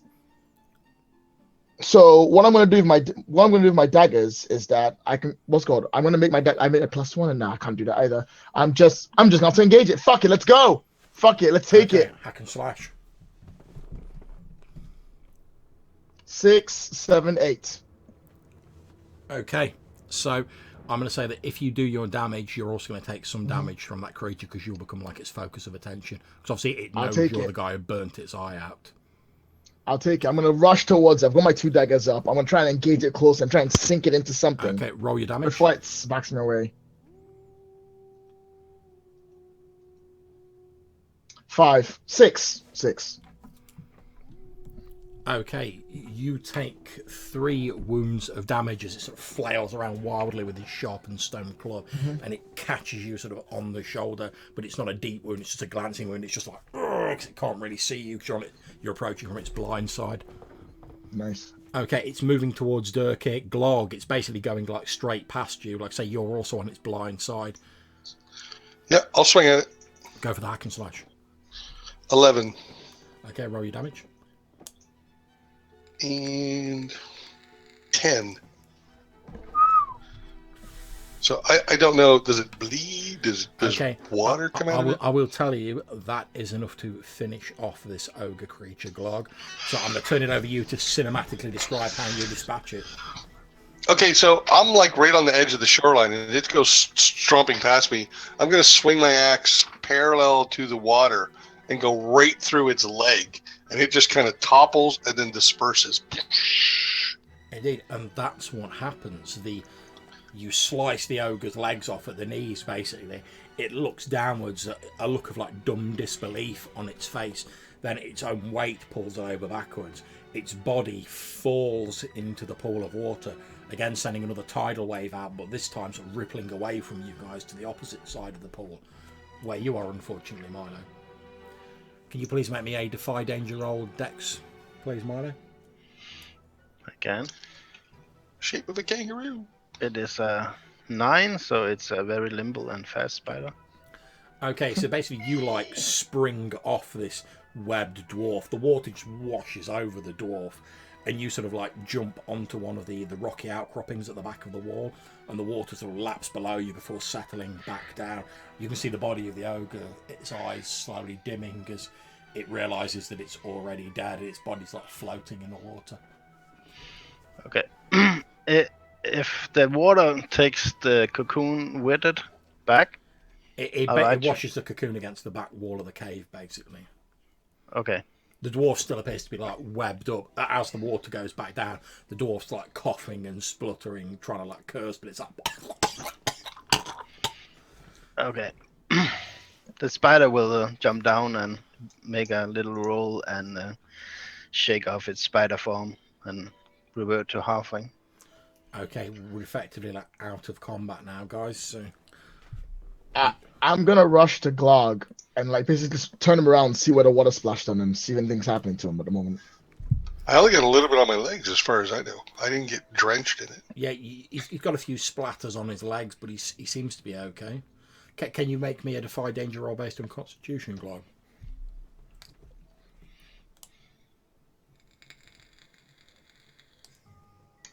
Nine.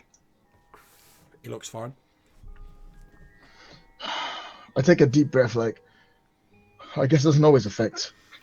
That's why I've just catch up. Well, luckily, it doesn't appear as though Glog's got like any wounds on his legs for like the water to have seeped into, so he's just got splashed a bit. So I'll just catch a deep breath and sort of like just sigh a little bit, and then I'll go see how the rest of them are doing. See to the littlest one. Are you okay? Milo calls out. Yeah, you hear Milo on the far side of the pond going, "Are you okay?" We'll find him Is here. it over? Yeah. Did we destroy the source? I don't think so. I think so. No, we didn't. But I have the hammer. Where then? You can What? You can still hear this like spluttered swearing in Dwarven. You know, Dirk here, that effectively the dwarf is like making some very hurtful aspersions about the halfling's parentage. Mm-hmm. Okay. I'm gonna go up to her and grab the web. Okay. And pull her up to me and sort of snarl in Dwarvish. Where is this lord of yours? I'd like to stand behind him when he's doing this. You know, maybe got my arms like this to try and add to the intimidation effect. Okay, so for your aid attempt, Glog, can you please roll 2d6 and add the number of bonds you have with Durkee? 4. Okay, you get an XP. Okay, Durkee, can you please make me a charisma roll?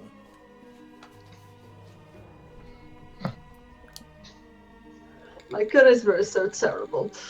Okay, so Just succeed. just roll 5s. Problem solved. That's a 4. Mark an XP. Okay, the dwarf, the female dwarf, curses you. However, as she's doing so, you being able to see this person up close, you actually recognise this as Andarin Hammerfall, and I'm going to allow you to make a spout lore roll, so that's a roll plus intelligence, to see what you know about this person.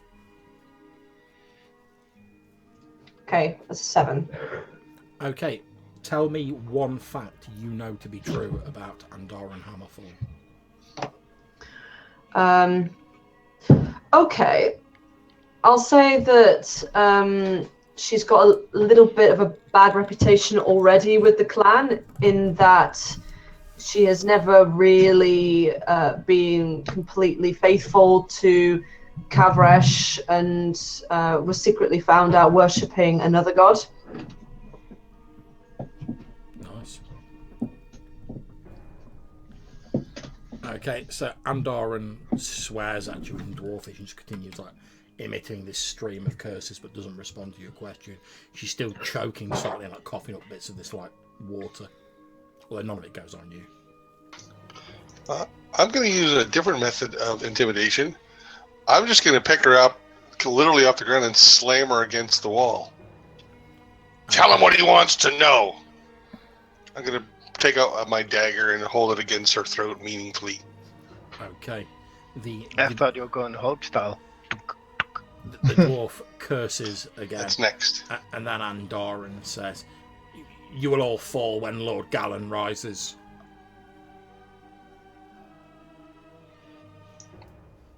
Can I kill her? No. Yes. No. We need someone to prove what's happening to the people in town. You can kill her after we take her back to Pondmount. Okay. So I'm going to throw her bodily to his feet then. Okay, Glog Just throws saying his his dwarf feet. down at your feet, saying it. I look down like, ugh. I sort of step over her, and look at the water, because like that's my main concern. Trying to clear the blight in the first place. Okay, maybe a discern realities roll, Sanya. All right. 9, 10, 11. Okay, as you peer at the water, the murkiness is like shifting. Obviously, the dirt at the bottom has been disturbed by the ogre thrashing about. But just sort of like as you look around the floating body of this deceased like ogre creature, you can just about make out there's something at the bottom of the pool. I'm going to lean down. I'm suddenly getting this very strange feeling of deja vu. And I sort of look down and I go, there's something in the water right there. And I'll look up, see if I'll like... What something? A person? I'll grab the torn rope and I'll try and like knot it a little bit and then throw it down to try and drag it out. Okay, it takes you a couple of attempts, but after a while you lasso this thing and you haul it out. And as you do, you see what appears to be a small statue of some sort of like draconic creature. You haul it out of the water. I look at it and I go, first one was made in fire, this one was made in water. And I look at Glog. Would you like to do the honors? Yeah, I'm going to assume he means destroy it and walk over and destroy it. Okay. If he did mean that, he's going to yell at me. As you're lifting your axe up ready to like bring the hammer down, so to speak, the dwarf's like, no! That makes me even more determined. Yeah. You smash your axe down. As before this, you shatter this stone statue, and as you watch over the course of the next few minutes, the glow around the pool slowly starts to fade away.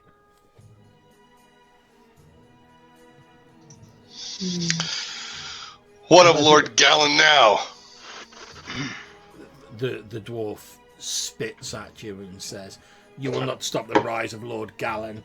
Those such as you could not understand such a great hero as him. He saved us before, he can save us again."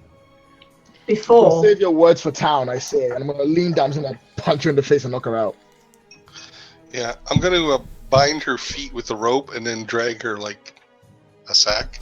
Okay, so Sanya, you lean down, you're like, her head snaps to one side and you knock her out, that's fine. Glog, you bind her feet up, no problem at all. There, this stupid raid to go across town is done, I hope.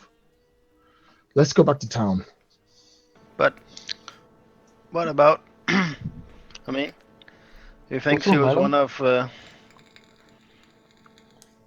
the dwarfs' envoys coming here? What do you mean? She might not give answers to us, but No, but there are remember others more skilled at. that dwarf you were fighting with, Sanya, back in Gallenmead? Dustman? Yeah, I think that. No, the one without the beard. Which one you without think the he's beard? talking about Snowmane, the dwarf with the long white hair, who begrudgingly gave 50 coins to Milo? Yeah, I never learned his name, so I was like, oh, he's in town, I believe, right? Yeah, but remember they told us that he was here before, and he was out here recruiting. That's why he went here, right? And he had some other dwarves with him.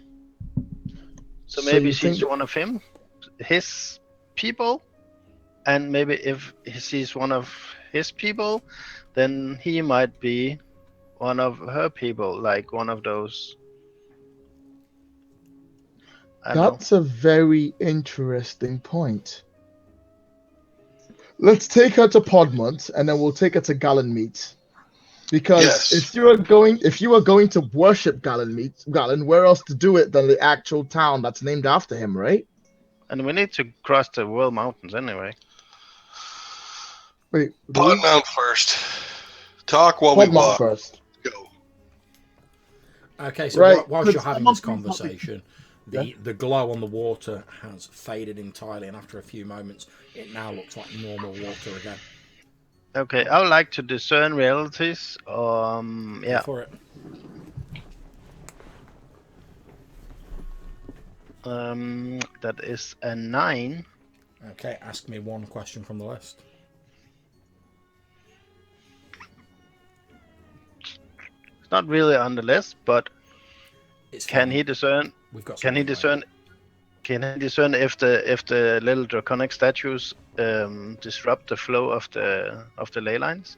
Is that why it's? You think that they didn't so much disrupt the energy from the ley lines, but they sort of corrupted it in some way. So the natural energy was still flowing, but it was being corrupted and turned into something darker by this statue that was like acting as like a focal point for whatever magic or curse was doing it. Okay. Because you know that like when someone does a curse or a blessing or something, normally they would have to be there to like keep that going, and it's very strenuous to do so. However, this thing almost seemed to be acting like an amplifier to like keep this effect going. Oh. And once you guys shattered it, there was obviously nothing around to maintain the curse, and it gradually just faded away.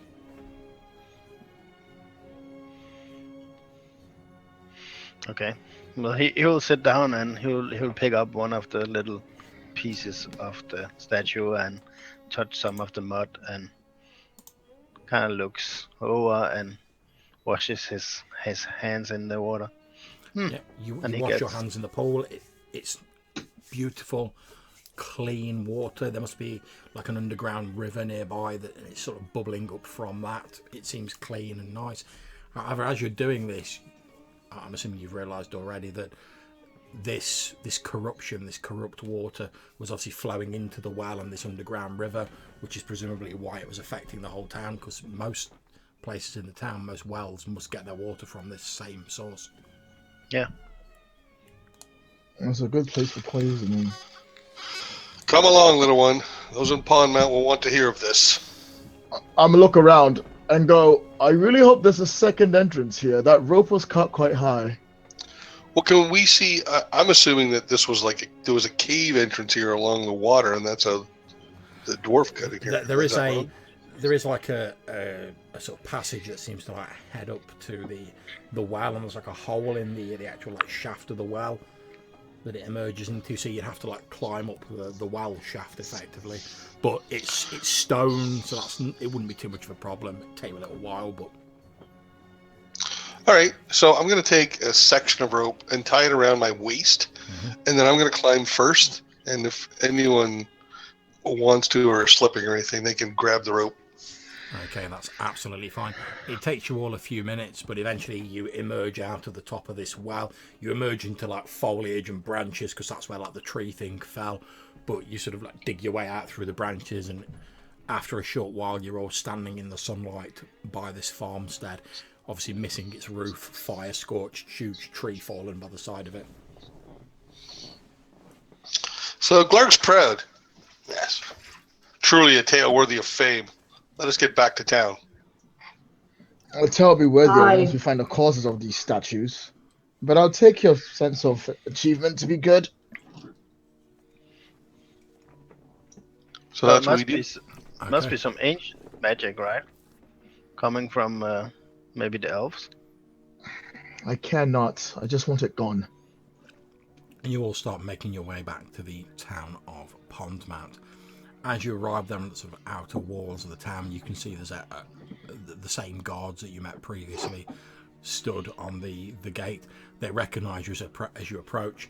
They start to sort of hail you, and then obviously they see that you've got this like dwarf all bundled up over your shoulder, and one of them says, sort of looks at the dwarf who's all wrapped up in this webbing, and he says, "Hey, that's one of Lord Snowmane's warriors." She was behind all this. Tell them of Lord Gallen's arrival. Gallen? He's been dead 10 years. He died in the last orc attack. She claims that he's going to rise again. I must take you to see Lord Gould immediately, but please follow me. Very well. He leads you through the town to the town hall that you visited I previously. look wistfully at the tavern as we pass.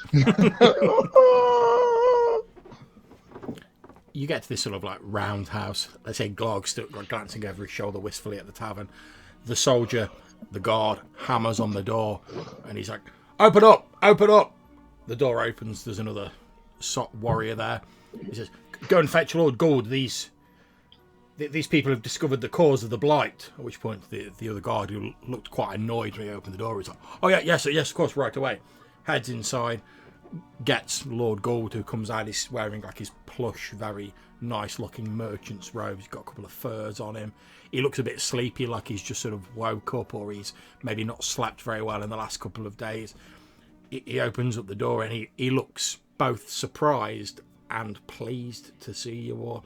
And he's like, "Oh, my friends, please tell me what you've discovered. Come inside, come inside." One of you tell him, and don't leave out any details of the ferocity of the creatures we faced. "But please, you must come inside.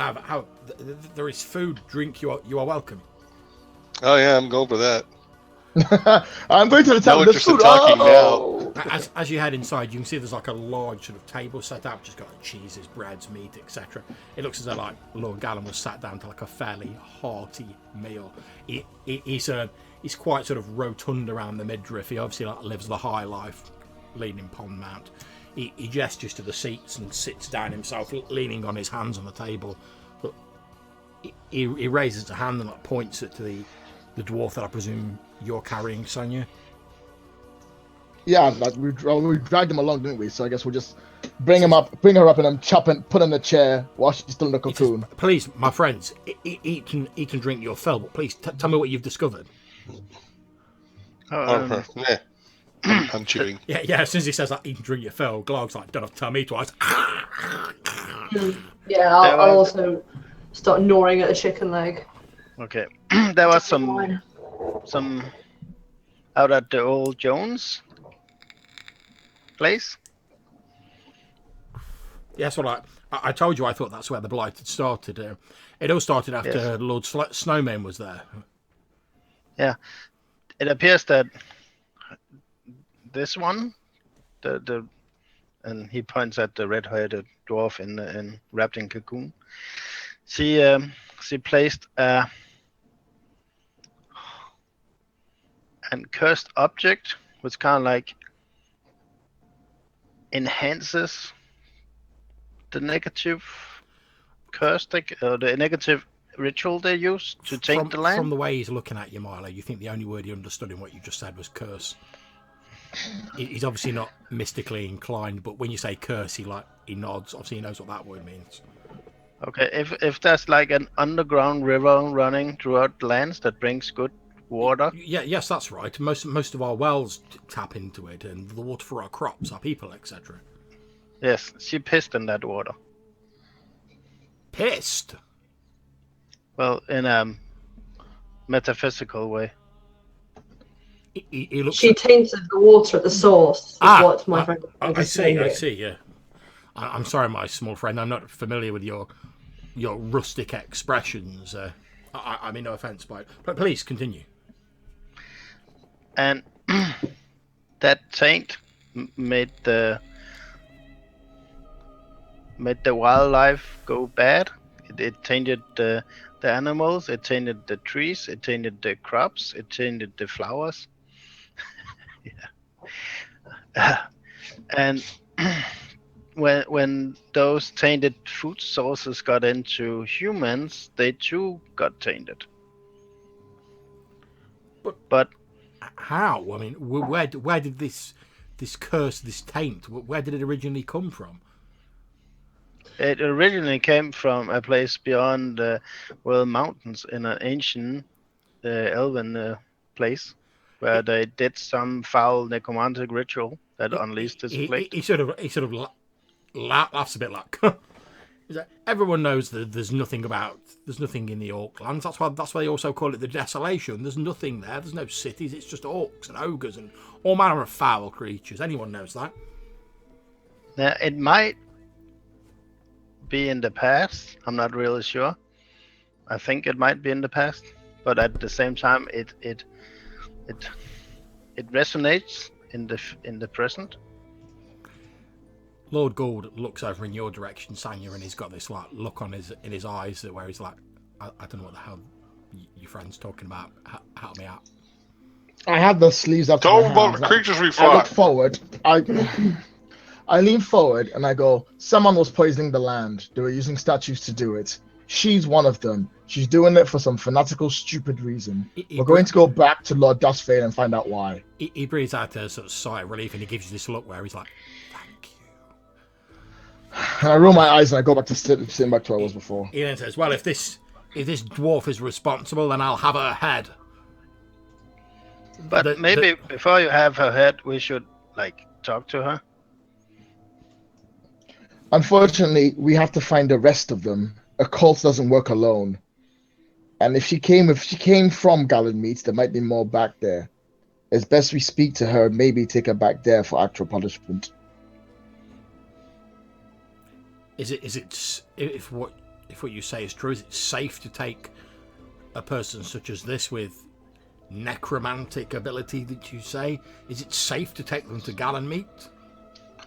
We overpowered her in seconds. She's tied up. He nods approvingly in your direction, Glog. Well, my friends, you fought a big tree.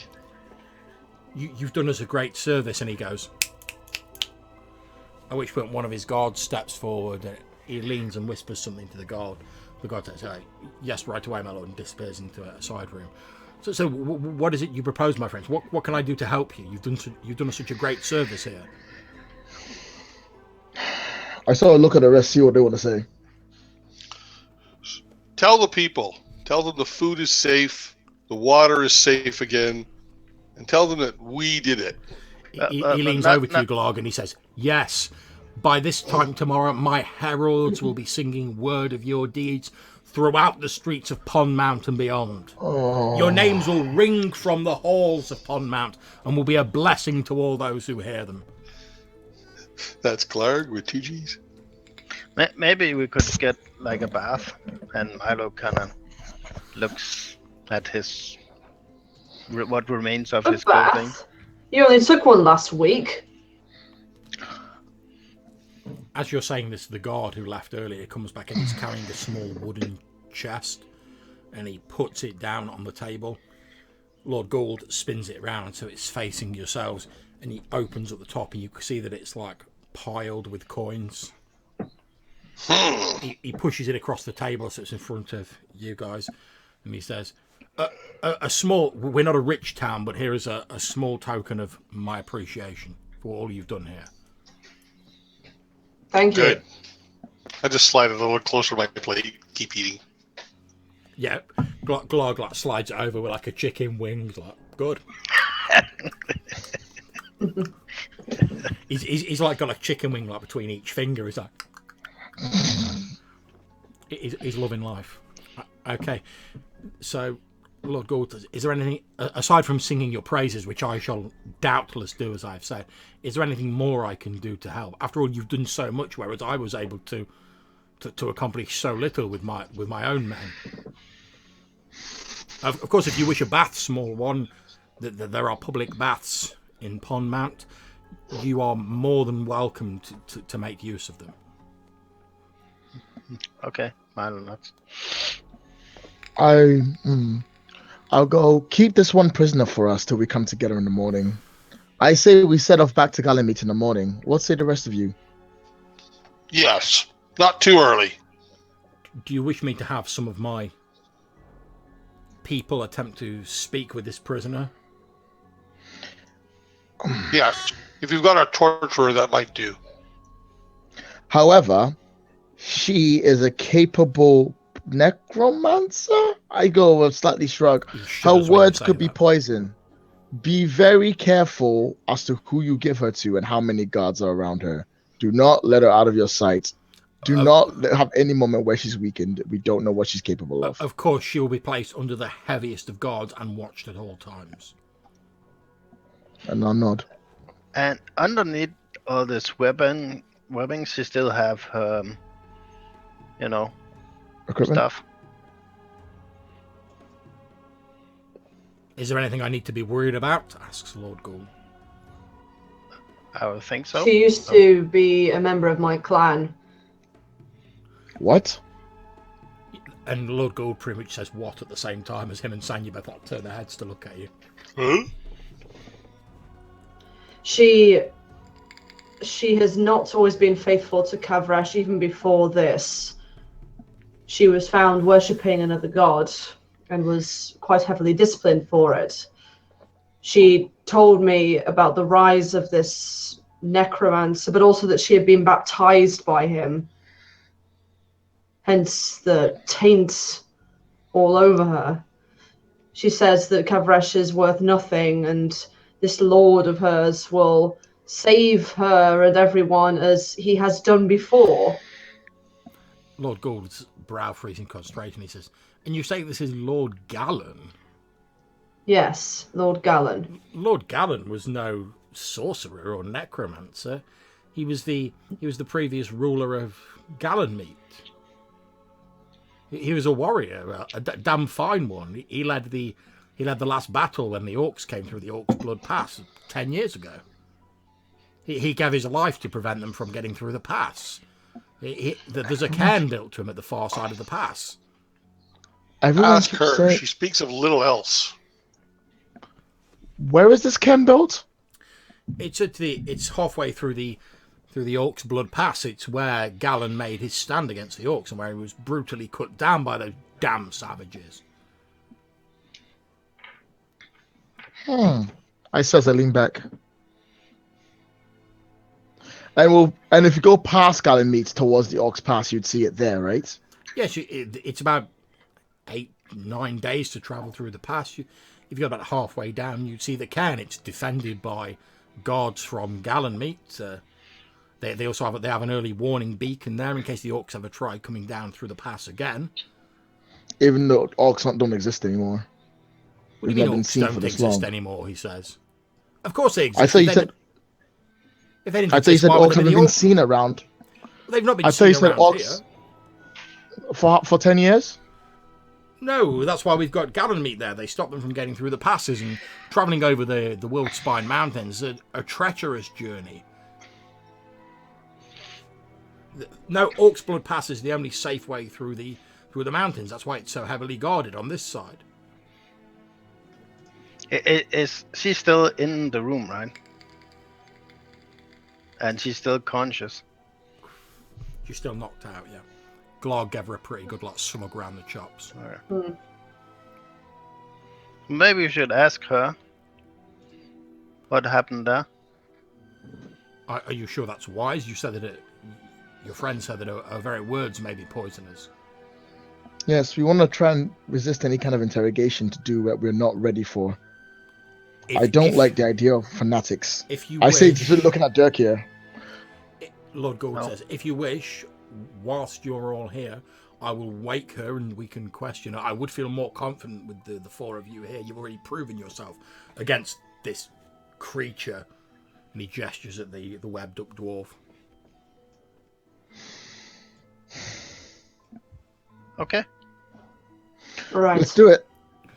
Lord Gould takes like a flagon of water off the table and dashes it in the webbed up dwarf's face, at which when the dwarf slowly starts coming round and he's like, "Now listen here, you vile miscreant. We're going to ask you some questions. You damn well better answer them or I'll have your head." At which point the dwarf's still sort of quite groggy as she's recovering. Says, "You can ask me whenever you want. It won't save you from Lord Gallen." See? Okay. Lord Gallen. Yeah. Milo goes over to her and takes a chair and gets up on a chair so he's on level with her. Mm-hmm. And he looks at her. This place in the past where Lord Gallen made his stand. What of it? You tiny devil. Is that one of your sacred places? It is where Lord Gallen was reborn. Is that where you go to be reborn, or just Lord Gallen? She looks a little bit confused, and then she says, "It's where Lord Gallen rose and he delivered the true word to those who were faithful to him. Those who fought beside him. Well, those who shed their blood to protect these lands. And how were they rewarded for it?" Is that you? Were you one of them? No, but several of my clansmen died in that bloody battle. Okay. And how did you receive the blessing? I was called by Lord Snowmane. He recognised my worth as a warrior. And what did he do? Did he kill you? No, he gave me his power. It makes me stronger, more able to fight against our enemies. Okay. Does he still have the veins? She does still have the veins, although you notice they're not sort of as bright as they were previously. They seem to be very slowly fading, but it's as though like the taint's been like built up in her. Although she was like gaining power from the taint at the place, there's still like some of it inherent in her, but it is slowly like fading.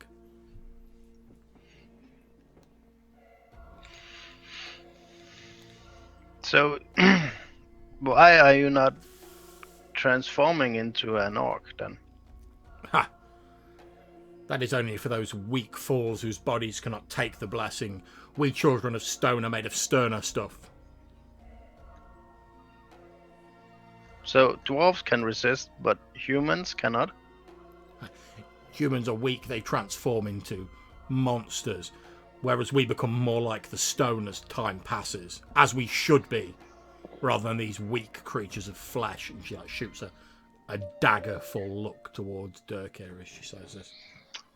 I'll give her a little elbow in the head for that crack. Didn't even drop my chicken wing. Is she knocked out then? Or No, just she's just a like hit? head jaws to one side. Yeah, I wasn't going for the knockout. How many other disciples does Lord Snowmane have? There are many amongst us who follow Lord Gallen's teachings. We will make our people great again, and we will take our rightful place as rulers of the lands of men. We will But no have you longer gone hide back? in our mountain fortresses. So you have tainted the Hammerfall too? The Hammerfall clan has seen the wisdom of our words. They now follow the true way of things. No. They cannot. You lie. At which point she sort of like turns her head around to look at you and says, "Well, it appears it is you who are now the heretic and the outcast priest. You and your false god." She is a liar. I want her Yes. killed. Milo looks back at Durgan. And when was the last time you visited your family lands, priest? I have been out on business to complete my training. Well, perhaps you should return to your homeland soon. And you will see that your clan has recognised who will be the superior force in this land. I'm going to get up and I'm going to put my hand on her head and I'm going to say what's called basically turn up the heat. Okay, you see like a little few wisps of smoke like curling out from under Sanya's hands, and she's like, and I'm going to go, that is enough. No more words from you. I think you've said enough. You can be silent now. She looks as though she's going to say something, but obviously the pain's quite great, and eventually she just like nods. And I'm gonna sit down and give Dirk here a very short nod, like almost a real nod, just like a very little before I sit down again. As you take your hand away, there's like a scorch mark in the shape of like Sanya's hand on this dwarf's forehead.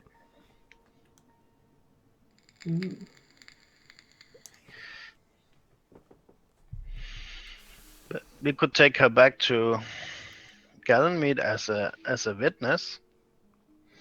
I think that's wise. Plus, if we bring her forward, it would be enough to hopefully prove to the rest of them that something is going on in Gallenmead. Yes, she seems to be very keen about speaking her convictions. So it's all agreed then. Tomorrow we head to Gallenmead. Can you make me an intelligence roll, please, Milo? No. 4. That's fine, mark an XP. Oh. So Sanya says, so it's settled. Tomorrow we head for Gallenmead. I know not. So I will go have a bath then. Lord Gould says, I appreciate your, obviously all that you've done and your need to get to Gallenmead to Godspeed you on your way. But once you have concluded your business there, I would deem it an honour if you would return and accept the hospitality of Pondmount. It is the least I can do. We could use mounts to travel on. It would be faster. Of course, I can arrange for horses for all of you. Good. Except for perhaps you, and he points at Milo, who's like heading out towards the bath. I'm afraid we do not have any horses in your size, my small friend. That's okay. Yeah, I'll just fly.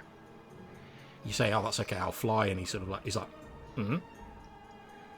That raises. I look at him and go, don't think about it. Just don't think about it. It's usually that way. So I'm going to get up and head for the tavern. I want to find Dowd at some point, and then I'm going to spend the night drinking and carousing and wowing anyone who will listen with the tales of the day. Okay, splendid. In which case, I'm sure you will love to know, Glog, that there is a carouse move. Okay. I thought you'd like that. I'd also like to tell you guys that the chest that you have received contains 500 coins. So I'm going to say that before I left, I just reached in and grabbed a handful, what I would have estimated to be about a quarter of it, just from eyeing it, dumped that in my pouch and walked in, leaving the rest on the table. Grabbing about 100 coins and you head out. Good enough. Now, any of you guys who wish to sort of, you triumphed over evil, any of you guys who wish to sort of celebrate and like live it large before you head out to Gallenmead the next day, you can make a carouse roll if you wish. Okay. Would I be able to commune before doing imbibiment and general merriment? Of course. Lovely. Is there a modifier on that, John? It's a charisma modifier. So I got 10. That's fine. I'll get to that in a moment. So, what are you sacrificing of value to do your communing? Good question. I would probably melt down some of my coin that I just received. Make me an intelligence roll first, Dirk. Okay. 6. Okay. As you're sort of leaving and you're going to do your communing, you obviously cast like a derisive look at this Andara, this corrupted member of your own clan as you leave. And inside the webbing, you can see like a little sort of bump around where the hip of the dwarf is, and where like the webbing's parted a little bit as she was previously struggling to free herself, you can see what appears to be like a round glass surface. So she's got like a bottle on her belt. It's like an empty glass bottle. What is that? So I'm gonna yank it out. Okay, you use a dagger and you sort of lever it out. It appears to be a fairly nondescript green glass bottle, and on the side of it, sort of engraved in Dwarven, it says Echo. I'm gonna put it up to my ear. Okay, not a problem. You raise the bottle to your ear, and it seems to oddly distort the sound as you're doing so. Everything sounds a little bit strange through this bottle. Okay, is everyone still with me at this point? Everything's fine. Okay, I look to my companions and say, "Someone say something. Someone say to me, the sky is blue." Hurry up! The sky is blue. Okay, Sanya says the sky is blue. However, as he finishes, and he obviously takes an intake of breath, as he takes this intake of breath, you hear a whispered voice saying, "Danger approaches."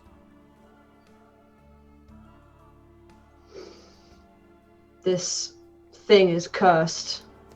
What? Try it. It says danger is approaching. I'll put it to my ear. Do I hear the same thing? You put it up The to sky her. is blue. Durkee says the sky is blue, and then as Durkee takes an intake of breath after speaking, you hear this voice saying, "Speak and the danger approaches." Speak and the danger approaches. What? That's what it said to me. It says I hand him back the bowl. Okay, at this point, Durkee, can you make me a spout law roll? Mm-hmm. What's the modifier of that one? Intelligence. I believe it's wisdom. 10. Okay, you do remember in the sort of old dwarven legends you heard of something called an echo bottle. It's normally a good deal like grander than this, but it was a device created by like the ancient dwarven glassmiths who made it to like warn them of an impending danger. It was like a sort of one-use alert system. You remember the ancient legend said something about if you spoke the name of a danger and then that held it to your ear, it would tell you of the danger that was most soon going to be visited upon you. And now you think about it, the dwarf who originally possessed this, Andarin, didn't seem terribly surprised when you all pulled up at the farmhouse. In that case, I'm going to keep a hold of it. Okay, you have an echo bottle. Oh, yeah. Milo has a bar soap as he takes a bath. I have a bar of soap. Okay, so does anyone else apart from Glog, who's already made his roll, want to make a carouse roll? I will assume then. Sorry, go ahead. Go. No, after you gone. I would assume, John, then that the coin that I melted down would have been sufficient for a commune. Yep. Are you attempting to ask anything, or are you just sort of like seeing what the god says? No, I'll just sort of do my usual. Okay, you melt the coin down, and as the sort of molten metal spreads out into a puddle, you hear a sort of hissing, bubbling voice as like bubbles appear in the melted metal, and the voice says, "An ancient hero, corrupted, rises in the east, bringing darkness in his wake." He sure is. But first a drink. As the metal sort of seeps away, the voice fading away says, "Know this, Durkir of the fallen clan Hammerfall."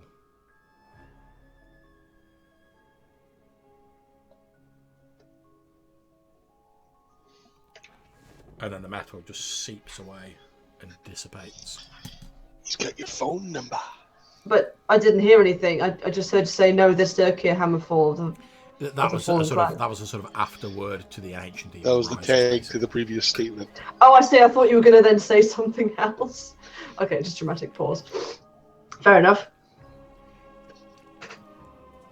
It's the flames being mysterious, as flames tend to be. Absolutely. Okay, so make your carouse roll. What does the carouse roll do? Okay, a carouse roll is basically, it's normally no modifier, but you can basically for each 100 coins you spend, you can add a +1, and it's basically the role we did previously where you can like gain useful NPCs and stuff like that and contacts.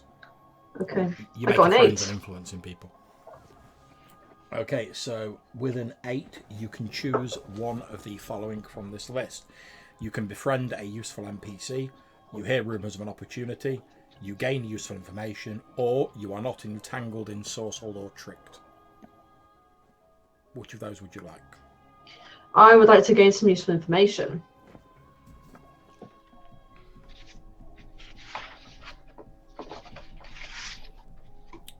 Okay.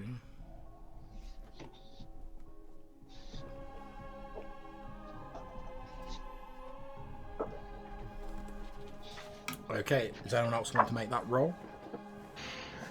Sanya's not the kind of person to party, and I believe Glog has already made his roll, hasn't he? Indeed. So Glog, on a 10, you can choose 3 of the following. A useful NPC, rumours of an opportunity, useful information, or not being entangled, ensorcelled, or tricked. Get a new NPC. Oh, for sure. That was my first choice. If I got one, that was what I was picking. Okay. Glog is going to have a whole retinue. So you've got a useful NPC, you've got another 2, rumours of an opportunity, useful information, or not being entangled. Yeah, the first 3 things you said. Yeah, okay. I'll take each of those. I'll take one of each, please. Like a game show.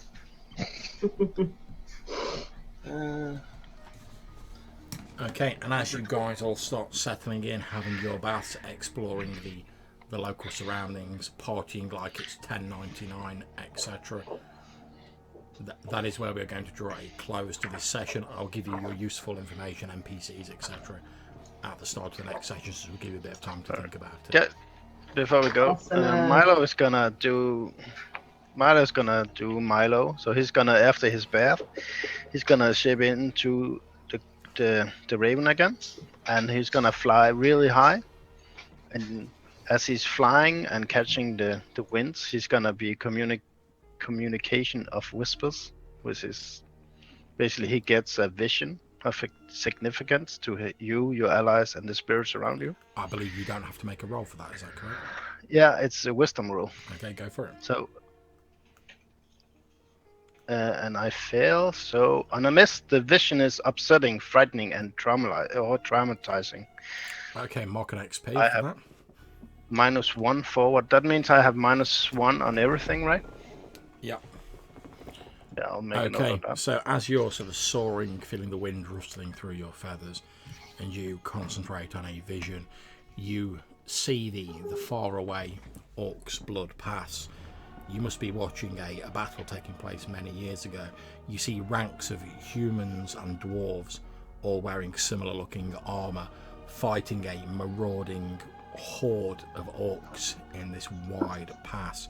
You watch as like the humans and the dwarves are getting cut down, and amongst that you see one warrior, this tall statuesque dwarf, standing in the middle of a sort of a cloud of these orcs. He's like chopping about with his axe, dead orcs lying piled up to his waist around him. But as he fights, you hear him shouting to his men to get out of the pass and warn the people. You can see that as he's fighting, he's slowly being whittled down as he gives his men time to retreat. You see that as he's like hacking at these orcs, he's covered in wounds himself. Their foul blood's like spraying all over him, and eventually he's taken down by the weight of numbers, falling atop a pile of dead orcs. As he's lying there dying and he's sort of reaching out, you can almost feel his sadness as he knows that his homelands will be overrun. Then just as his sight's dimming, he sees more soldiers arriving at the head of the pass, and he realises that he's bought enough time for them to get reinforcements in. And as these soldiers charge past him, massacring the remnant of the orc horde, he breathes his last and dies atop this pile of orcs, his blood and theirs mingling together. You watch as his warriors pile up a cairn of stones as a tribute around him, burying him with the bodies of the many foes that he's fallen. You see a solemn ceremony as they set up a watch beacon next to it, and you watch as a younger version of the Lord of Galameet that you've met solemnly accepts stewardship of Galameet, swearing that never again will the orcs menace this land and that Lord Galen's sacrifice will not be in vain. He orders his best soldier to remain on watch at the beacon and to light it at the approach of any orcs, and says that Galameet will always stand ready. There's a very solemn ceremony to wish Lord Galen peace in the afterlife. And then sadly they all turn and they march away from this stone cairn. The sad music begins to play and the screen fades to black as we conclude the session. Woo! Thank you very much for playing, guys. I hope you enjoyed the game. I'm really good, thank you. As ever, happy to chat for a bit afterwards, but I'm going to end the broadcast